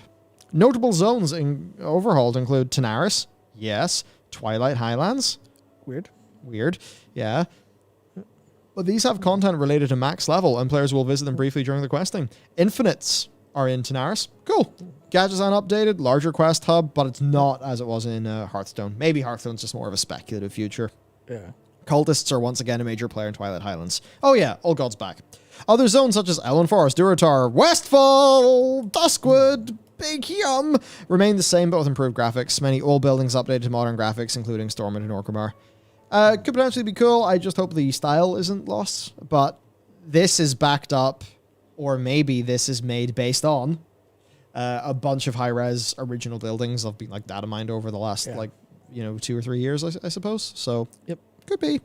Cross faction endgame gameplay, raiding dungeons, PvP, all done with people in both factions. Can't be cross faction grouped in war mode. Opposing faction cities still hostile. Good for the health of the game. Major profession overhaul. Large focus, multiple new developers recruited specifically for this. That's hardly a surprise because we literally saw the job postings, which then could mean that this... if the story is true and this is from a dev would totally say that and it would check out because we saw the Twitter post. Also, perfect way to make a fake leak. So, who knows? Yeah. So let's talk about the... I just love that idea. I love the idea where it's the best way to write a fake leak is to make the leak as close to real as possible. That kind of means that fake leaks then have a lot of value if they're all completely believable and all the points are correctly there. So you're like, okay, well, this kind of makes sense then. Yeah. So conclusion of the Shadowlands. Using the Forge of the First Ones, the Jailer successfully drains Azeroth, severely injuring the planet. The wounds sealed. The wounds that were sealed have re-emerged, and Azeroth is on the brink of dying. Champion! Azeroth's dying! Champion! The wins, champion! After Zoval, the Jailer, has been defeated, the First Ones, 3, appear in the cinematic, resetting Zoval to his original deactivated form. He's not dead and will return in the future. Yep. No! To be fair to them, could you imagine the sheer victory lap they would do if they managed to take him, deactivate him, put him in the corner, and then eventually bring him back, but do him right? And everyone's like, fuck this guy. And then, 2 patches in, we're like, shit, that was a good move. You've written this character well. That would be the biggest flex they could possibly do. Not that I'm saying I think it's possible. To the 13 remaining players. Yeah. Yeah, perhaps, but yeah. See, I know TV shows can have a controversial character or a character that's underwritten and not that good, and then they turn it around. Yeah. 100%. True. Yeah. It doesn't even need to be, he doesn't need to be the antagonist again. But it's literally shit, we have a problem we need to solve. The only person who's familiar with this problem is the Jailer. We need to put him in a box and turn him back on and talk to him. And then you just have him talking to us. And he's he's not in the position of power, so he's talking differently, and he's just yeah, sorry about that, sort of fucked up. Whatever take they take on him being, is he going to be a fun kind of side character now, or is he just going to be, this sullen, sad dude that we have to try to get answers out of, and we feel for him eventually because he reveals his motivations and stuff. That shit could work, yeah. I 100% agree it can work. Yeah. That'd be sweet, but it could work and it would be really cool. Mm. But it's also super possible to do that and not to have had a shit character up to here. And I guess it's like they've poisoned that well themselves. Fair enough, yeah. Okay. Look, if they did that and I start, if he had an interesting portrayal and was in, hey Steven team, you won't watch this, whatever. It's a bit. You see, we're doing a bit in the stream, right? Just you and me. If that happens, and Matt's right, then that's how it'll be, and I'll 100% run with it and be like, all right, well, you know what? This actually could be cool. This is a cool portrayal. Sure thing. We will take this and roll with it, because with where we are right now, if we look at overall all the bits in the toy, the toys in the box, and this seems like a good way for it to go in the future, regardless of how the toys got into that box. I suppose the only thing we could do is move forward in the best possible way. And if they were able to do that, sure. Sure, fair enough. Yeah, that's it. Yeah. I guess it's just, I'd say you'd certainly have trouble selling that to people, and you would have the specter of the jailer hanging over Soval in a way. Yeah. All right, now to something that I think would be uncontroversially, there's a bit that'll be controversial, but it's actually kind of ties into a lore video I did. There'll be an epilogue in the form of 9.2.5, a short quest line centered around Taronda forgiving Sylvanas. Now that bit, choose vengeance, not renewal, but also what about the Night Elf people? And also, can we please properly at some point engage with Teldrassil? We haven't done it properly yet, in my opinion. We did. Loon said it's all good. Haha. And Sylvanas looking for the Thanos. Look, I don't think anyone watched it, because loads of people see a Sylvanas video in the year 2022 and think, oh god, I've had enough of her. But seriously, there was a Sylvanas video we published near the start of this year that actually does talk about the whole love situation, because people think that Sylvanas and Thanos is a new thing. No, they were banging. They were banging as elf and human back before all the things went bad for them. They had a relationship. Whenever Ranger General Sylvanas, whenever she's reconstituted, there's the bit of her who's been basically borderline fucking abusive to Nathanos, as of late. And then there's the bit of her that actually definitely truly loved him and truly loved him. Yep. So, there's actually potentially great story there for Sylvanas. The patch will also include minor quality of life additions to time walking for BFA dungeons, including Mythic Plus and the Battle for Dazar'alor raid. Hey, I'd be down for that. Yep, I'd be down for that. Just, make it like proper real raid instead of just little it's just a time walking raid. Yeah, it's no good. Make it something I want to do. It would be interesting to see a modern time walking raid as opposed to like the time walking Old War that they did. Be interested to see how that feels. Yeah, you could far more viably just make it drop anything up to Mythic. You could, yeah. Not up to, sorry, anything before Mythic. I don't mean up to as in an item level before Mythic. I mean up to and including heroic item level or something. Yeah, like if I could do heroic Dazar'alor, which everyone says is a great raid and I missed out on, great. Yeah. Anduin is safe but will not be himself. Yeah, we pretty much know that already, based on what he says in the flashback at the end of 9.1. As the heroes of Azeroth return, the Stormwind nobles are skeptical of their king instead of giving their loyalty to Turalyon. Either our lore speculations are bang on, or maybe this person's a viewer, but I mean, this is heavily being hinted by Blizzard themselves in the game. Anduin will feel defeated and depressed about everything he did during the domination and will not fight these sort of changes in power. Gen Greymane and Matthias Shaw acting on Anduin's behalf to restore him to the throne. You know what? Fucking right. That's a banging storyline. I want that. Yeah. That's great. That'd be sweet. Scarlet Crusade significantly growing in power in the background. Turalyon plays a big part in this. Again, what have we been saying in lore videos for all this time? Yep. We think this makes sense. We think it is being foreshadowed in the game right now. Yeah. I mean, no, we don't think that. It literally is being foreshadowed in the game right now. The bits are there. Well, not always in the game. Sometimes in a book. So he says, or OP says, this is all I managed to get notes for. Everything was happening quickly. We were not warned we were going to get the beans. Believe it if you will. The reveal's just 2 months away. Like with the previous Dragon Isles leak, I'd be okay with this one as well. It's just funny. The community's basically just decided it's Dragon Isles. And yet, while we've been talking about Sylvanas, let's jump ahead to the fucking total cunt himself. Connell, by the way, that word is significantly more, well, he would know. It's a lot more offensive in America than it is here. It's why Preach got demonetized for so long, so don't include that in the clip. Yes. Oh, dear. Why Sylvanas actually burned Teldrassil. It is Alex Afrasabi. Yep. The proprietor of the Cosby Suite. Jesus Christ. He likes things such as... I'm not going to continue. Yeah, don't do that. You all know, though. Yep, you know exactly. All right, so here's Michelle Morrow. Michelle plays... number one, Michelle, big Sylvanas fan. Yep. I visit from time to time if you to our channel. And Michelle's not always been the biggest fan of things. Also voices Verisa in Hearthstone. So, it came to our attention that Sylvanas' current character arc is, in fact, a result of petty behavior. Yes. So, here's this. Pre-retcon Sylvanas, and this is the image. I'm saddened by the leaked cinematic. Her entire character is basically sacrificed for the worst storyline in Warcraft history.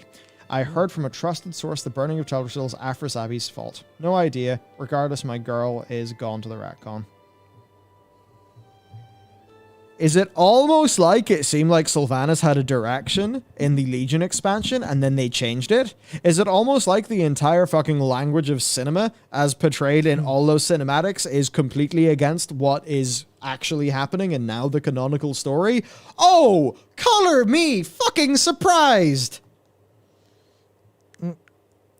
I mean, if they are saying split soul and their writers and devs are saying split soul and it ends up not being split soul after all, IDK, I'm just over it. I read Matt Rossi's article. Thanks for sharing. Well written, Matt. We agree that we don't know who Sylvanas is anymore, and neither does she. That's the problem. I blame Afrasabi for all of it. Of course, he wanted control and abuse. He wanted to control and abuse their best female leader. Now, of course, Ian Bates. By the way, see if you're interested in the lore. Just follow at the Red Shirt Guy on Twitter.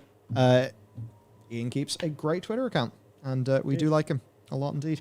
So, Ian says, there's also some disturbing sexism elements built into the whole situation in regards that Sylvanas was seemingly intentionally ruined by Afrasabi out of some odd vendetta, as Michelle Morrow has accused him of doing. Really? That I didn't know. Michelle Morrow, I said it for reset, it's hilarious video. Yeah. Claimed that Afrasabi intentionally ruined Sylvanas and the Teldrassil specifically only happened because of Afrasabi and his vendetta. And remember, like Michelle, I don't know if she lives in California, but you know, she hosts and does VO. I'm fairly sure she's sort of in there in the kind of like the LA or Cali crew, whatever it is. Yep. And you know, those people in similar industries, they'll talk to each other. They'll know things. Yeah, of course they will. And of course, Taliesin and Evitel. Yeah, or according to the profile picture, half of Taliesin. It's great. I love that. That's great. Yes. Yeah. Morrow isn't the only one to say this. I have multiple unconnected sources at Blizzard that have independently confirmed it. Interesting. Maybe I should do some poking and prodding. As they say, big if true. Very big if true. Very big if true. Unfortunate if true. So Timekeeper Sora? Yeah, Sora. Sora. This was my suspicion after the sudden shift in BFA. The declaration she did Wrathgate intentionally. Remember that whole drama? That was fun back in the good old days. Indeed. And the insistence by Afrasabi that he'd been writing her since then. That's the thing about Afrasabi. What a fucking prick. Do you remember any time Afrasabi went and did one of those BlizzCon Q&As and he just seemed like an utter fucking twat, didn't he? He just seemed like the fucking egotistical, punchable wretch. Sorry, I just bubbled out. I don't know what it is, but you know what I mean with Afrasabi? He just, the way he came off sometimes when he'd respond to those Q&A questions, smug, especially that, like the smugness. That one about the woman, what was it? Was it female representation or something? Yeah. And he, just the way that he treated it and treated the person answering and stuff. Ugh. I don't know. You retroactively look back at some of this stuff and you're like, fucking hell, how are we so... It's hindsight's 2020, obviously. Because it's Blizzard and Blizzard developers are rock stars. Yeah. So here's... All right. So Laura Shortridge Scott. using power of Zareth Mortis to rewrite reality so Teldrassil and Undercity essentially never happened. It wouldn't be a cop-out so much as a good retcon that also works as a fuck you to Afrasabi's legacy. It's that weird thing. I'd be like, well, this is a... It's like that thing of, this is really dumb and stupid for the plot, but also, actually, when you think about it meta-wise, I kind of get why we all sort of want to rewind the clock. That's the crazy thing. It's like, oh no, that shitted in people's narrative investment during BFA. Oh wait, how much was that again? Whose narrative investment? Whose what? So, you know what, actually, initially, you might think that's a weird way of the story to go, but it's like, broader context? Does that fix? Wow. Oh dear. But anyway, T&E reply, I honestly think this is true. The impression I get is that Afrasabi basically took a shit in the middle of the room, then got yeeted, and they've been trying to clean up ever since. 10.0 will basically be their first day of no shit in the room. Interesting. Yeah. I suppose he did say no negativity in the dojo. That comes from Alex Afrasabi, so maybe he just doesn't like his ideas being questioned at all. Yeah. But anyway, that is... he's gone. That's allegedly a number of people at Blizzard suggesting that Afrasabi is the reason Sylvanas is so shit. As to whether that's true or not, we'll never know, but certainly if multiple people are saying it, there's certainly, where there's smoke, there's possibly fire. That's I don't have any links to story. Yeah. So I can't. Yeah, no, I can't. And when I think about things, by the way, I literally don't know. I don't know who T&E know, but I mean, I know loads of Blizz devs like them. And I'm fairly sure loads of devs, probably in a way that I imagine WoW team leadership would be like, you know what, we wouldn't mind this word getting out there. Yeah, for sure. So, for sure. I believe T&E in this one. I do. Yeah. Yeah, I I mean, obviously it doesn't, them trying to clean it up obviously doesn't immediately mean that everything they've done so far is like, that we don't agree with has been like completely wiped clean. Like, oh yeah, it's fine, you were just cleaning up mess. Like, definitely probably ways to have cleaned this up a lot cleaner, a lot faster, and gotten things to be sensible. And obviously we still have a lot of issues with Shadowlands generally speaking, but yeah, I mean, if this is if her general narrative being torpedoed and her being thrust into the role of the lead character of Shadowlands in terms of like a lot of its marketing and stuff, and then that all falling flat, that's really, really unfortunate. Really, brutally unfortunate. Aye, sound. Deadly news. Deadly news. Thank you, Brian, for the sticker. You're very welcome. The sticker says thank you. Yeah. We have a really nice little story here, actually. Yeah, it's great good to one. cover the good things. Yep. War 3, Reforged. Basically, look, we've done a use channel video on this, so I'll gloss that'll over be up here. soon, TM. But basically, wow, my frame rate. This is not the trailer. This is my frame rate on my end. Yikes. Yep. But basically, right, what happens is this solo dev... Oh my god, thank you. Yeah, thank you. This solo dev, like... the solo dev notices when they look into like the map editor and stuff that like loads of, like the lip sync is done for loads of this shit. It's like all this really good stuff exists. So they then go in and try to basically remake things. So it's incredible. The maps and missions are redesigned with beautiful, easy to navigate terrain, modernized gameplay, redesigned quests, and more meaningful events, often influencing following maps. Detailed and expanded lore with fleshed out characters, old and new, meaningful interactions, and many references from World of Warcraft. Rebalanced difficulty to make the experience more tailored and engaging to each player, with completely new AI scripts designed to give opponents distinguishable gameplay. Multiple language support, including voice acting for the additional dialogues. All graphics mods are compatible. New lore-accurate secrets. Actually remastered in-game cinematics with angles, interface, and style closely matching what was shown BlizzCon 2018. And currently there are 2 chapters. Yes, which is there's the Exodus of the Horde, which is obviously the prologue, and then there's the Scourge of Lordorn Act 1, which is up until the Culling of Stratham. Yeah. And that's about 10 missions or so, and apparently they're really sick, and gonna have to try and play them. Yeah. So patreon.com/insanemonster to support the development of this project. We'll go into a deeper dive, which will include, by the way, a lot on WoW Tales, which was our Warcraft-related modding project that was rather ill-fated. That'll be there in that news channel video. But we just wanted to, show this because it's cool. So there you go. Awesome. Definitely. Right. Yep. Regale us with your story, please, sir. The Pandemonium. Yes. You've had fun? Fucking cool. Tell you what. I like how the first boss is so simple, but just it's really clear and fun and just, ugh. I love dances. I love dance fights in the context of FF14 class design. Yep. They feel great. It feels like such a genuine fucking challenge, especially because I'm new to Red Mage. This is my first endgame content I've ever done in FF14, so it's all new. It's all new. I'm going into the fights blind. Yep. And P3. Blind. You mean it looks like you're playing the fights actually blind as well? Cheers, mate. Yeah, that does. Yeah, it's just that sort of thing where, to be honest, I'm kind of rusty. I've not been playing this kind of Anything? Yeah, you're rusty as hell, yeah. this sort of stuff much lately. It's just kind of wild when I think about it, because it used to be entirely my thing. But no, what I've been basically doing is, installed Act so I can review my own DPS to benchmark my own performance and my own improvement.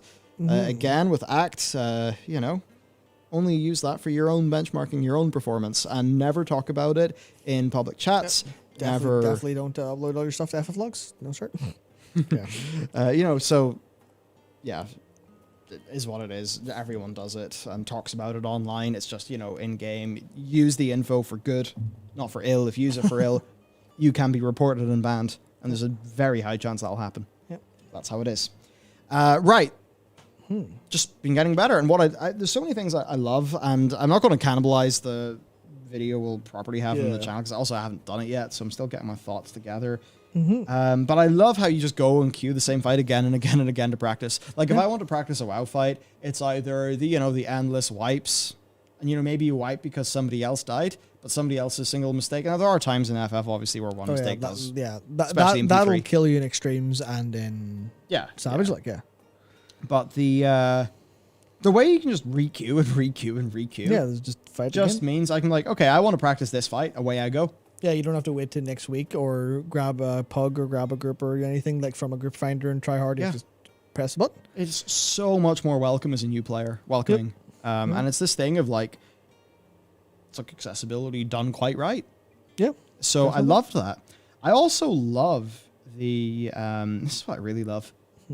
I don't know how to describe it. Because WoW has softened its combat res a wee bit over time. Yeah, They're but they're still limited hard, to players. They're still limited to specific roles, and you get a couple of them. And this, though, just combat reses for days. And then as a WoW player, you're like, what? How does that work? The answer is, when you're CR'd, you get a 25% main stats. Get debuff weakness, called weakness. Lasts for a minute. And if you die again within that minute, then next time you're rezzed, it's 50%. Then it's 75%. That's a lot of stat loss, a lot of damage loss. Here's a great example. P1, I was getting, 4,300 DPS as a red mage. In every fight, I got in and around that whenever I died twice. Whenever I died 0 times, 5,900, which is about median for that fight. So I was happy. And that's been my process of learning this game. Benchmark my own performance, trying to get to medium or hopefully towards the upper quartile or whatever in if you look at FF logs, you look at the statistics, you see the aggregate data. Because I don't want to be amazing. I just want to be average. Fine, yeah. Because being average, playing a new job in a new MMO with a different boss design language and a different class design language to the one that you've been used to for 15 years. Yep. Very different experience. And there's so much needs to be unlearned as you watched in real time. Yep, absolutely did. But this difficulty means that a fight can last so long, but you can recover. Yeah. And it creates these really good stories. I think it was our final trial where it was a little bit like that. It was a really long fight because a few people died a few times. But it was fucking hell, we recovered and we actually made it through and got the win. And that was really memorable. It creates this feeling of a hard-fought victory. But it also means that because it slows the fight down as you get more deaths, you just get continual practice time. Yeah, because there's no enrages on those. Yeah. Or at least if there is, it's 20 minutes plus. I don't even know.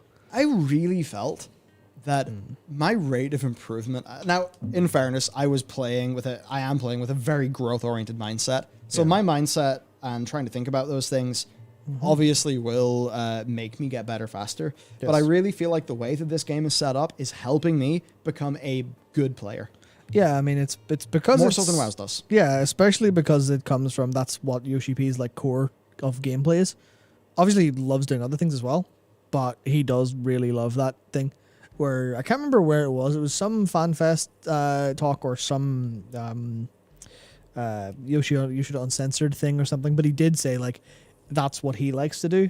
That's how he plays. That's how he snowboards. He just wants to get really fucking good and feel alive from being exceptional in that moment, getting into that like really high stakes flow stuff. So I think that's where a lot of it comes from. Where it's that, yeah, you want to get good. Yeah. You want to get good, and you just like getting good quickly. That's it for you basically. That's Chicken the wings. Ordered some chicken wings. Nice. Yeah. Good stuff. Because if I don't, I'll end up having dinner at like 11:30 or 12, which Yep. would be very silly. Yep. No, I'm just going stuff for that. So look, I've done P1, P2, P3. I think P2 is my least favorite. Oh, I can fuck off. P1 I really like. It's really simple. It's one of those fights, once you get it and it clicks, you're just never going to fail a mechanic. But it's inventive. Yeah. I really like the elemental. Yeah. The elemental thing where you get a marker on you got to go to the quadrants of the room. It's an awesome mechanic. Indeed. Yes. Temperature control. Temperature control. A lot of those mechanics are like, obviously you're missing a bunch of different experience from older raids, but like a lot of those mechanics are like reused in different ways. So there's is it DR? Is it deliberate regina? I think it is. Yeah, because it's not right around a lighthouse. But there's a temperature control mechanic there where you have to, the game you usually see a mini game of spiders going like down, and you have to like follow the lines and see where it'll end up. There's like a temperature control version of one of those where you're one and you have to see, oh, well, there's ice and fire arrows coming in. I need to be hit by the right arrow. Oh, I need to track where it's going. So they use like the same ideas repeatedly. Yeah, the fifth boss of DR, or fifth boss. I can't remember which. DR's sick. I need to do some more. But yeah, a lot of those mechanics are like reused, but there's like simple stuff that's reused in unique different ways. And it just turns out being fun, ultimately. Yeah, and that's another thing, just the fun aspect. Oh yeah, it's fun. FF14 is it focuses more on fun in its bosses than I think WoW does, in an interesting way. World of War. Well, I mean, that's the thing where I think a lot of the like World of Warcraft stuff is like, to me, it feels like they're designed from the heroic or mythic perspective and then moved down. Yeah, and they're designed as puzzles to solve, largely speaking. Yes, where like, these are puzzles for you to solve as a group, and some mechanics to deal with, and there you go. Because it's like, here's a challenge for a group. Whereas FF14's normal raids, and to an extent extreme trials and stuff, and anything that isn't specifically savage, it's not designed for high group coordination. It's designed for everyone to do what they need to do and have fun. So you can hop into a normal raid with 7 other people, and if they understand the fight, it's easy, it's clean. Like the first extreme, for example, is literally like, you don't need to have any coordination whatsoever. You don't need to speak to anyone. If everyone knows where to be, then it's easily done. 2 requires some coordination, as it's a little bit of a group up, but it's just that element of, they're not designed to be puzzles to solve. They're not designed to be like these hard group challenges. They're designed to be playable by an individual at any time. And that's where some of the accessibility of players comes in really well. Yeah, and I guess that's a lot of dance fights. Yeah. In how maybe a WoW player would think about them. And I think a dance fight is way more fun in FF than it is in WoW. Actually, I've tended to enjoy dance fights in WoW, to be honest with you. Yeah, whenever they have like the cool spectacle, that's the thing. I think a dance fight actually does let you have a lot more spectacle. Yeah, just design wise. So, and then like just straight up, FF14 does scale and spectacle better than WoW. They're just more focused on it, I think. Right. Like they're willing to just have spell effects that are fucking mental. Yeah. Also, it is a Final Fantasy game, so yeah. Anytime you see one of those like crazy, is it FF9? Was it, or the first boss of Eden just has a big intermission that's this like insane attack from FF9, and you're like, what is going on? But it's this massive, beautiful thing that literally just all of the art team just went mental and did this incredible big attack effect. you're like, well, what's the purpose of that? You're like, yeah, sweet. It looks cool to see. But it's got that FF DNA of big bullshit attacks. Yeah. Like Sephiroth's finishing attack.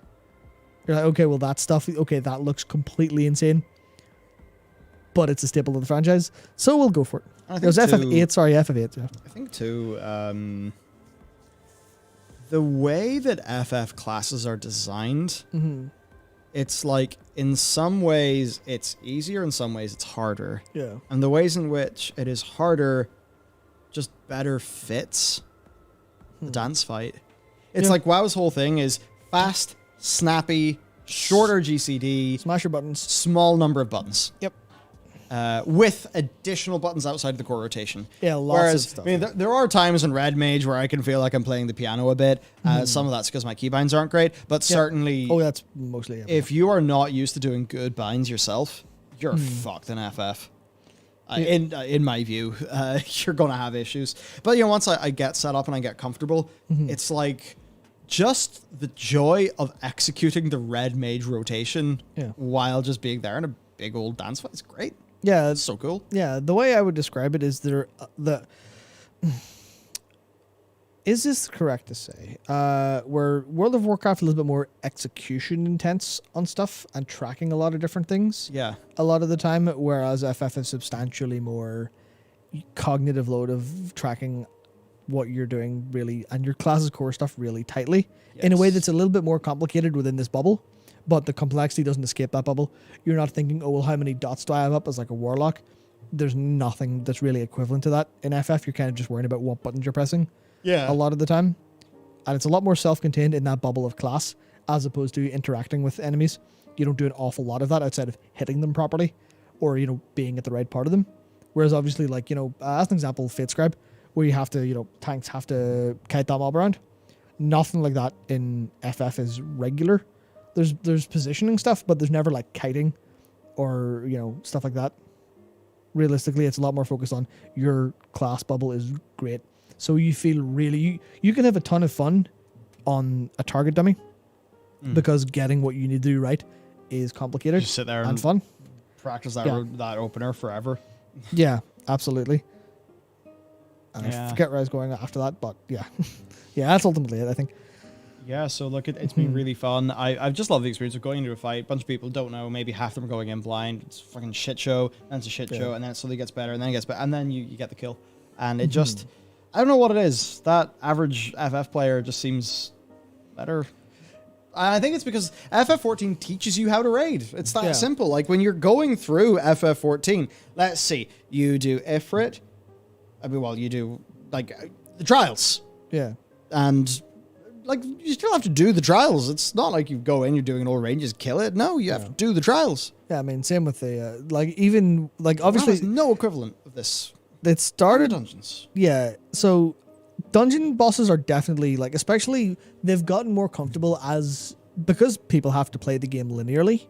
They've gotten comfortable with having an actual growth rate there, so it's not like oh shit, well here's Endwalker. I guess we need to tutorialize for the first trial.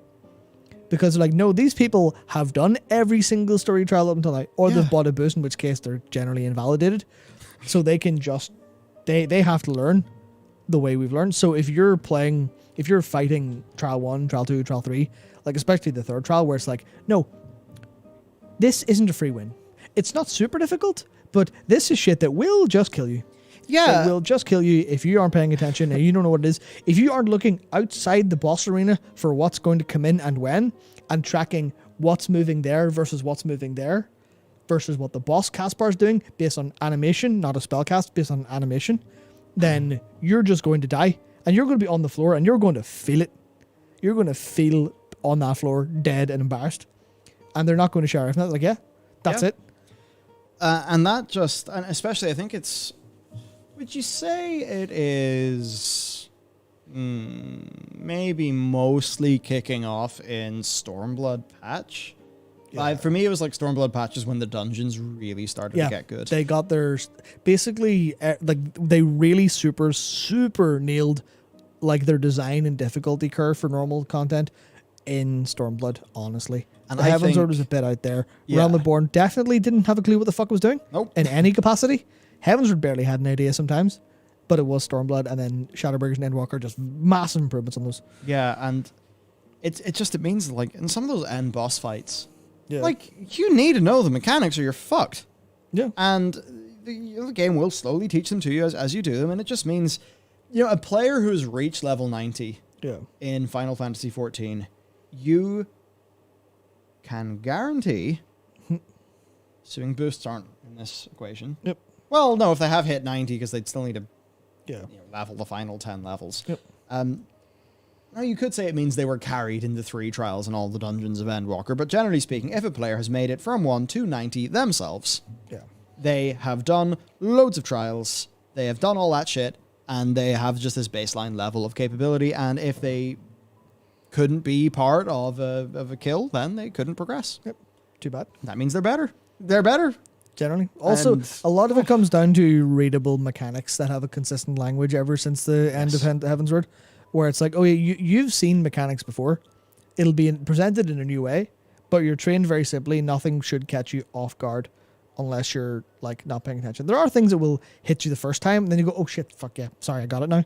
Like P3's first thing that hits everyone and hit you in your first, whenever, you didn't pulled it, the what's it called? No, Charflame's the spread. The Fire Plume, the big one, that hit basically the entire raid in the middle because no one had seen it before. That's the kind of thing it just they'll do, but you'll be fine overall. You'll see it and you go, oh shit, yeah, I know the fight now. Now, Logan Graham says, are they saying heroic raiding in WoW is harder than these fights in FF? Because, I'm there for the difficulty. I love mythic raiding. I wouldn't play the game if it didn't exist. Normal, the normal raid is, say maybe in and around a normal difficulty in WoW? It's really hard to suggest which difficuldy because they're so different in how they feel. Just so you don't click off. There is Savage, which is very hard. Yeah, so generally speaking, normal raids in FF are fairly, I don't want to say fairly easy. They're very, very doable. So they're probably in around where normal raids are supposed to be. And then Savage is kind of scales between it literally scales between end heroic boss and end mythic boss over the course of a tier. Where P1S is pretty easy, pretty doable with a group that understands how to DPS and how to understand mechanics and how to move. But P4S is you're not going to party find to that anytime soon. Yeah. That shit's fucking hard.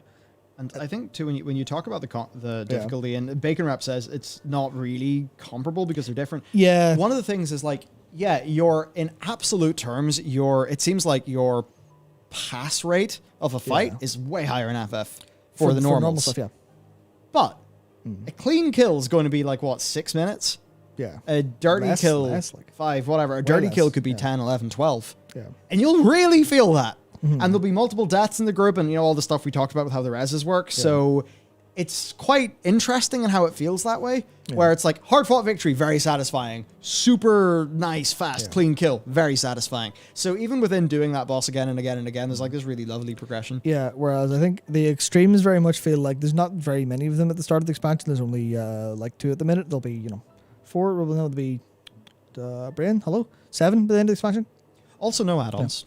Yeah, also no add-ons, which makes it substantially more difficult because, well, not more difficult, it makes it different because you're not looking at a UI element, you're looking at the game world, you're looking for animation tells, you're looking for, if you've not played anything other than World of Warcraft, you'd be looking at something like a Dark Souls or a Monster Hunter for what way is the boss moving? Oh, the boss, the boss is casting left thing, so I'll stand on his right.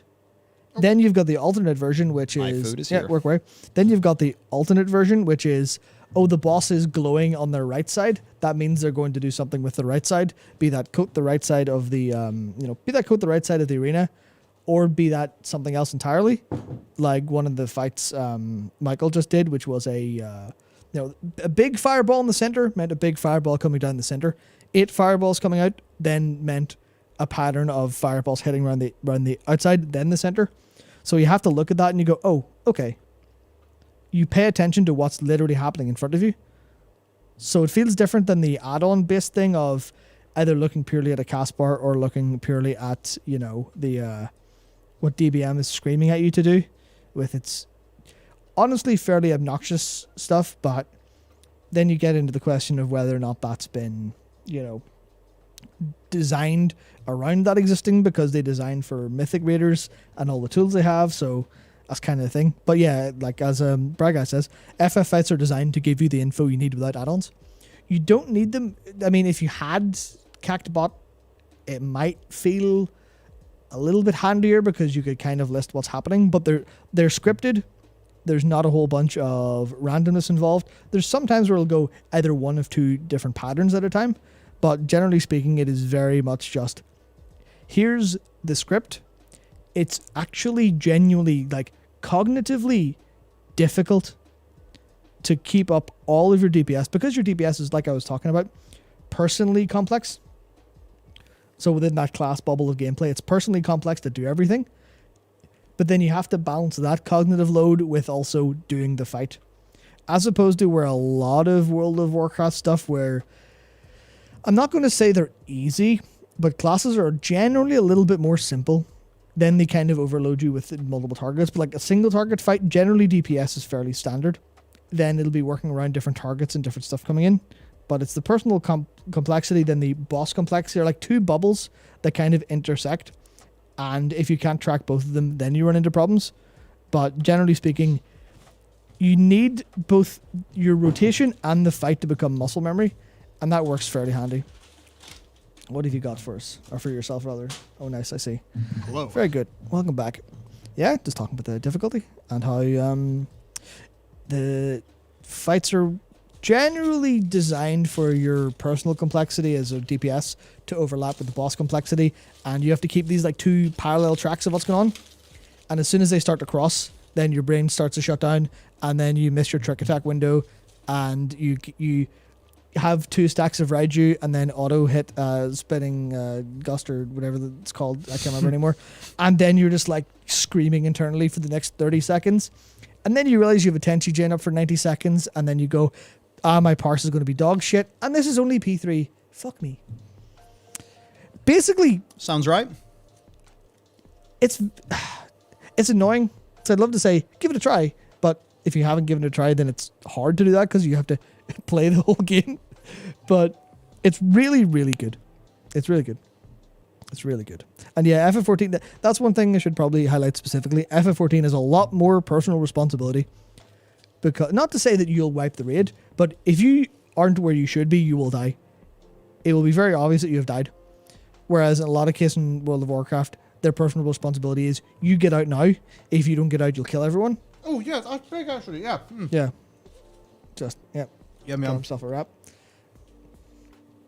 This is a good point, trust me. Yeah, I'll bring it. Yeah, oh, fuck, I'm hello, camera. It's all I'm right. losing it. No.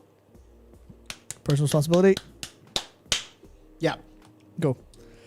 The personal responsibility that only kills you is fucking brilliant for learning. Yep. And it's really great for minimizing frustration. Yeah. One of the things that is the bane of the WoW Raider is, great, Jim got us fucking killed again. Fucking Jim. My evening is wasted. Yeah. Right, we all know this from WoW.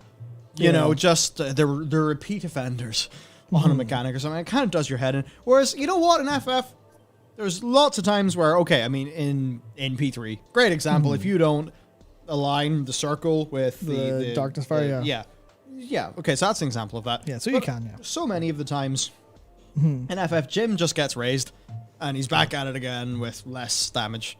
Yep. Eventually goes away. It's not like sort of softer, almost like scaling difficulty within the same difficulty because of how the res system is designed. It's so nice. Yeah. Yeah. It's great. That was so there you go. My Yeah, point's so done. that's like what the normal generally feels like. I haven't done any Savage yet because basically I get home from work and I'm lazy and sleepy. Turns out sleeping's really fucking difficult. Anyway, just like the difficulty will be more group oriented there because it's more, this is a group activity. Like in I guess a good example is this ramping up from the extremes, where extreme 1, all personal responsibility, unless you... Yeah, I'm trying to think. Is there technically... I don't think there's a way for you to technically wipe the raid. I guess you could maybe position one of the aimed attacks. Yeah. But generally speaking, in Extreme 1, there's no way to wipe the raid. It's all personal responsibility for all 8 people. Then Extreme 2 has some group responsibility, where as a healer, if you're in the wrong place, you will kill the raid during certain mechanics. That's basically kind of it. I guess 2 people out of case would kill other people because you need to spread a mechanic. But generally speaking, it's just like you can see where that would lead into group responsibility, where you have to do everything correct, almost like a choreographed dance fight. Whereas it's more, it's 8 players all playing their own game of DDR, with sometimes joint mechanics in like normal and extremes. Then you get into a harder stuff where it's, here you go. It's a choreographed dance, and if one of the 8 dance troupe are on stage doing the completely wrong moves, the judges will say, "What the fuck was that?" But Good analogy. I like it. Yeah. I just had the entire, like, watching so much Britain's Got Talent with my family has just played back in my head, watching that, like, thinking about it from the dance troupe angle. Fuck's sake. Oh no. Yep. Yeah. Well, on the topic of FF, and actually other MMOs. Yep. A lot of content coming. By the way, because I don't think we have a this week's video section. We do. Do we? Sure we do. Oh, do we? We almost, he would not give us one, would Oh he? yeah, he did. He did. Of course he did. It's kind of relevant to one video, which, Yes. I mean, I'm not complaining because I 100% did not expect it to do super well. Yeah, right. Big What's Next video from MMOs, which is like the start of the variety MMO content. Listen, if you want to know what the crack is, watch that video. You'll get it. Oh, it's big, yep. We cover SWTOR, Guild Wars, Lost Ark, WoW, FF, other stuff. And, just if you want to learn what's on the horizon and kind of have a TLDR of what the things are, ESO as well, Yep. that's the video to watch. So check that out after this over in the MMO channel. Yep. But yeah, so for content, like right now, as I said last stream, we're playing Guild Wars 2. I'll be on to Tor and ESO eventually, sooner for Tor. Yep. I'm slightly more excited personally for ESO, but I know that its expansion comes out in June, and I would like to be there for the new Tor expansion to see what a new expansion is like for Tor when it's new. Yes. But yeah, so there's going to be a lot of content on that channel. Though sure. for the FF side, obviously talking about Endgame Red Mage begins. Yep. Crafting. Oh yeah, man, I cannot explain to you exactly how elated he was doing the first 20 levels of Alchemist to unlock melding. It was great. You were having the time of your fucking life. I think your brain actually got completely exploded. Imagine like a lot of people who were playing other games and then moved into FF and was like, what's crafting? Like, whoa, what do you mean this is designed? What do you mean this is like, there are buttons? There are multiple ways to approach this. Gear loop. What do you mean there's a gear loop? What do you mean there's statistics? What do you mean I need to go and get, the equivalent of gems? I have to meld materia for specific stats so I can get specific items crafted in high quality. Holy fuck, this is so in-depth. And you only got to level 19, 20? Yeah. So it is. Doing a few leaves. Yeah. It's like for people who are like so deep in the mines, are like, yeah, well, you just go get your gear and then you go set up a macro and it's done. Because that's kind of what I was thinking a little bit, even though I'd had the same experience as you like a couple of years ago. I was like, oh yeah, almost like seeing something that you're jaded by to like a child sees it the first time and goes, this is really cool. I'm like, fuck yeah, this is really cool. Holy shit, nice. They're designed in a way where, depending on your level of crafted gear, like it always will be solvable. Therefore, crafting rotations exist. But in that level up process, like the way it works, freestyle like. You've got how much you've completed the item. Yeah. You've got the quality gauge. Progress, quality, and durability. Yeah, which is like the chances of it being a HQ item, high quality. And then there's durability. You've got abilities that cost CP, which is basically like your stamina, your mana bar, essentially. Crafting points. Crafting points. They cost CP, and some of them will maybe decrease the durability of the item. So you're basically trying to get the quality as high as you can. Yeah. While also still completing the actual crafting of the item. And it just does this through loads of abilities. You have loads of abilities as a crafter. It's really cool. Yep, you have loads of abilities and different bits of randomness thrown in where you want it to be, not necessarily. Different bits of, kind of randomness thrown in by the system where you're crafting condition per turn. It's basically a turn-based crafting simulator, and it has like different resources that bounce against each other in a way that's like really neat. And obviously you get a load of bonus XP for going for high quality stuff. You have, leave quests that ask for different things, get bonus XP for giving them in as high quality. So you just have this big loop of wanting to be this fucking sick crafter and all this great stuff. And then you've got the cross blending of different materials being made by different jobs. So Omni crafting is this really intense experience. It's honestly just really well designed overall. It's great. It's great. And first impressions are great. Yep. I really, really, really enjoy it. And then also, like, you know, you get into the gathering as well. And it was always a little bit, it still has the resource of gathering points versus, GP as opposed to the CP. So GP, and you'll use a resource to get either, used to be high quality reagents or high quality gathering materials, but now it's a chance at bonus. Or to make sure you actually have it, because you've got stats and gear as well. So if you don't, you want to get your stat high enough, you want to get your chance of gathering it up to 100%, or risk it at 60 and go for bonus, stuff like that. But then they also added collectibles, which is all that, gathering collectibles feels some of the crafting side of the resource management and the randomness and rotation. And it's just this like really sick loop. Yeah, and don't get me started about ocean fishing. Holy fuck. I'm excited. I got like 2 or 3 levels from one ocean fishing. There was someone in the group shouting what bait to use.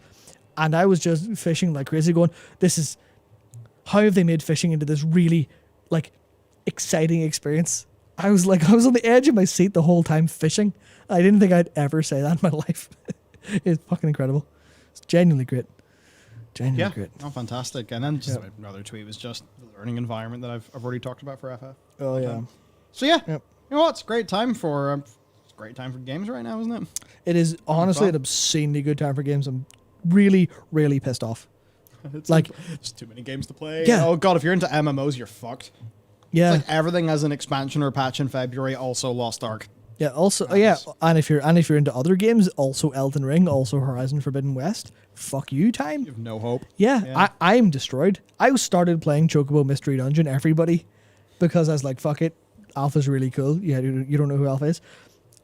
And I was like, this is, the depth, and this is so good. This is so satisfying as a game.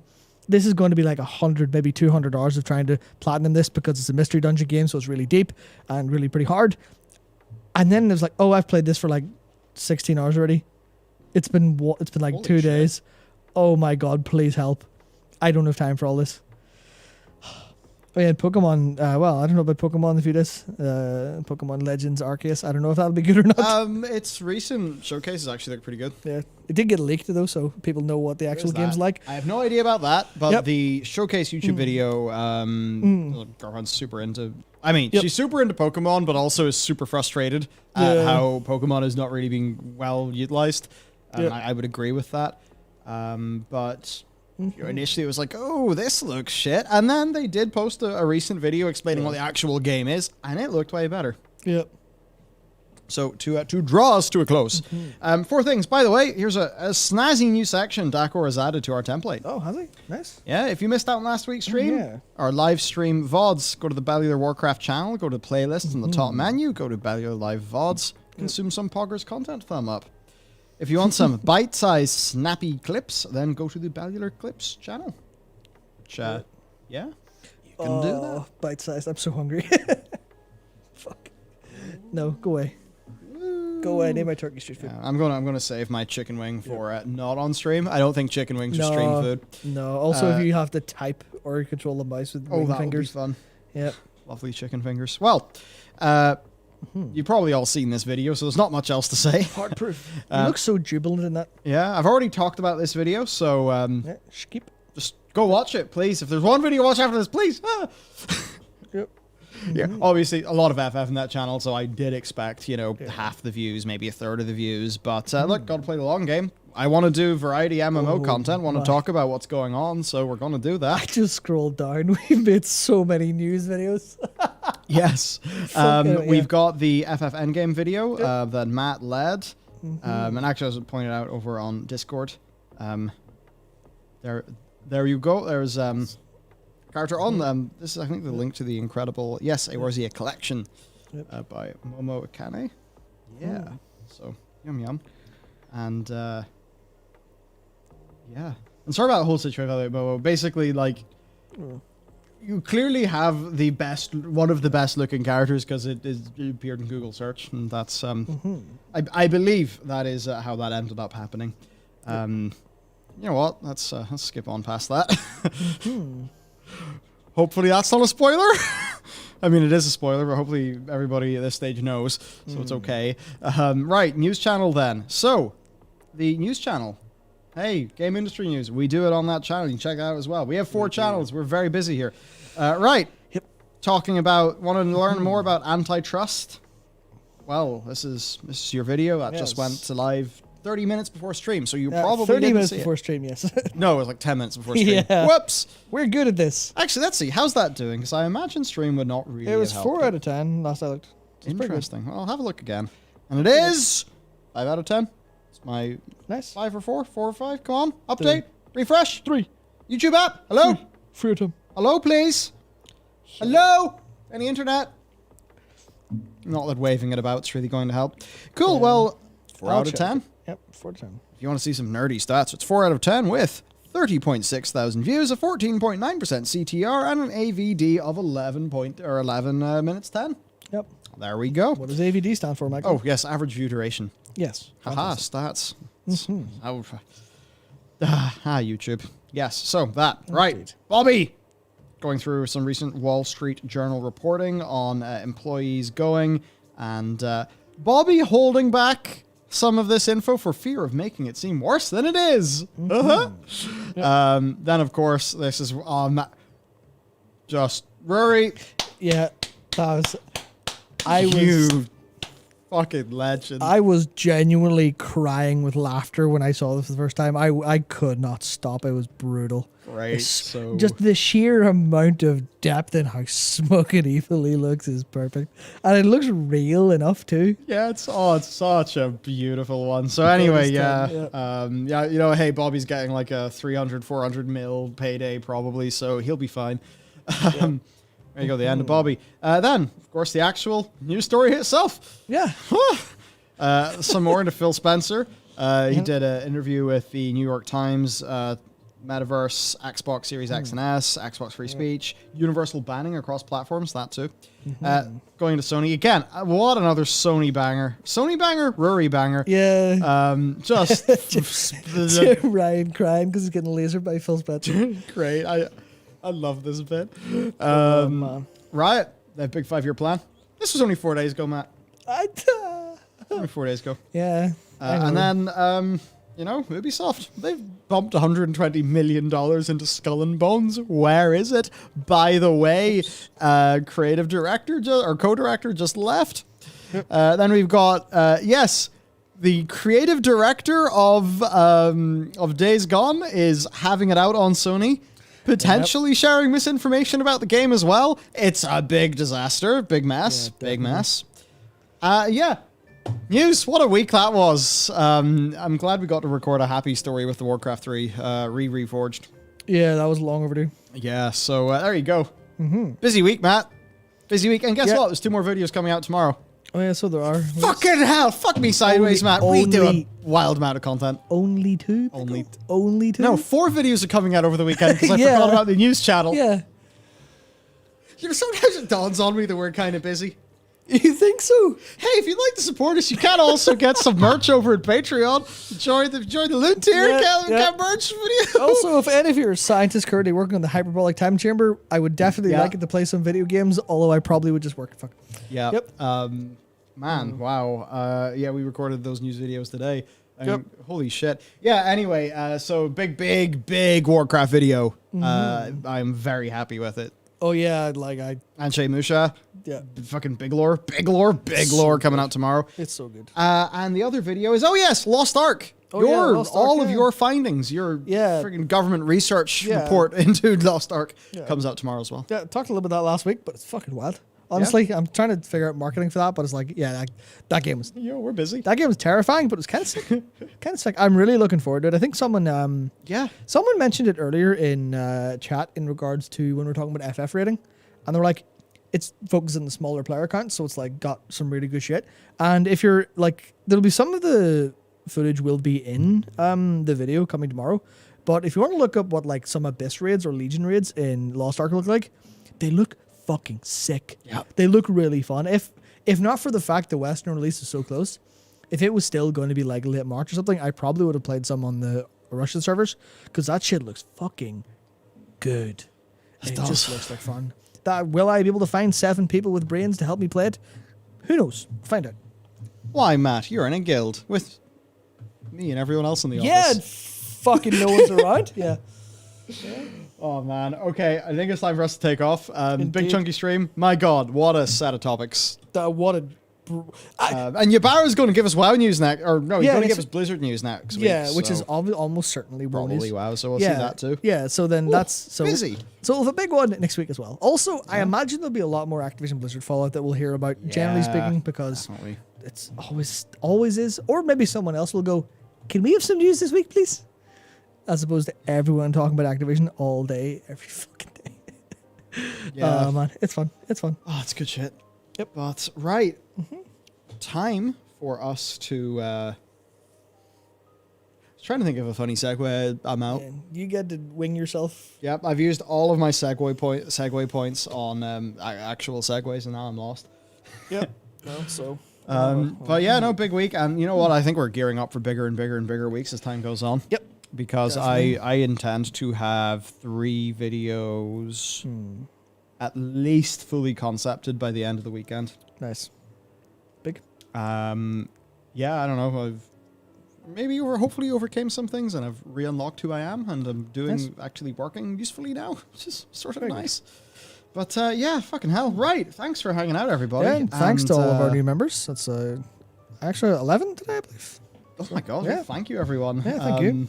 And you know what? You will be riddled with videos over the weekend, too. Yeah, fucking riddled. Sorry, notifications. Fire up the video minigun. That's what it is. Oh, fuck. All right. Good night, everybody. And yeah, fucking hell, have fun. Have a restful weekend. And we will catch you tomorrow and the day after and all the other days after that. Yep, absolutely. Good night. Night. Oh, lore walking. Yep.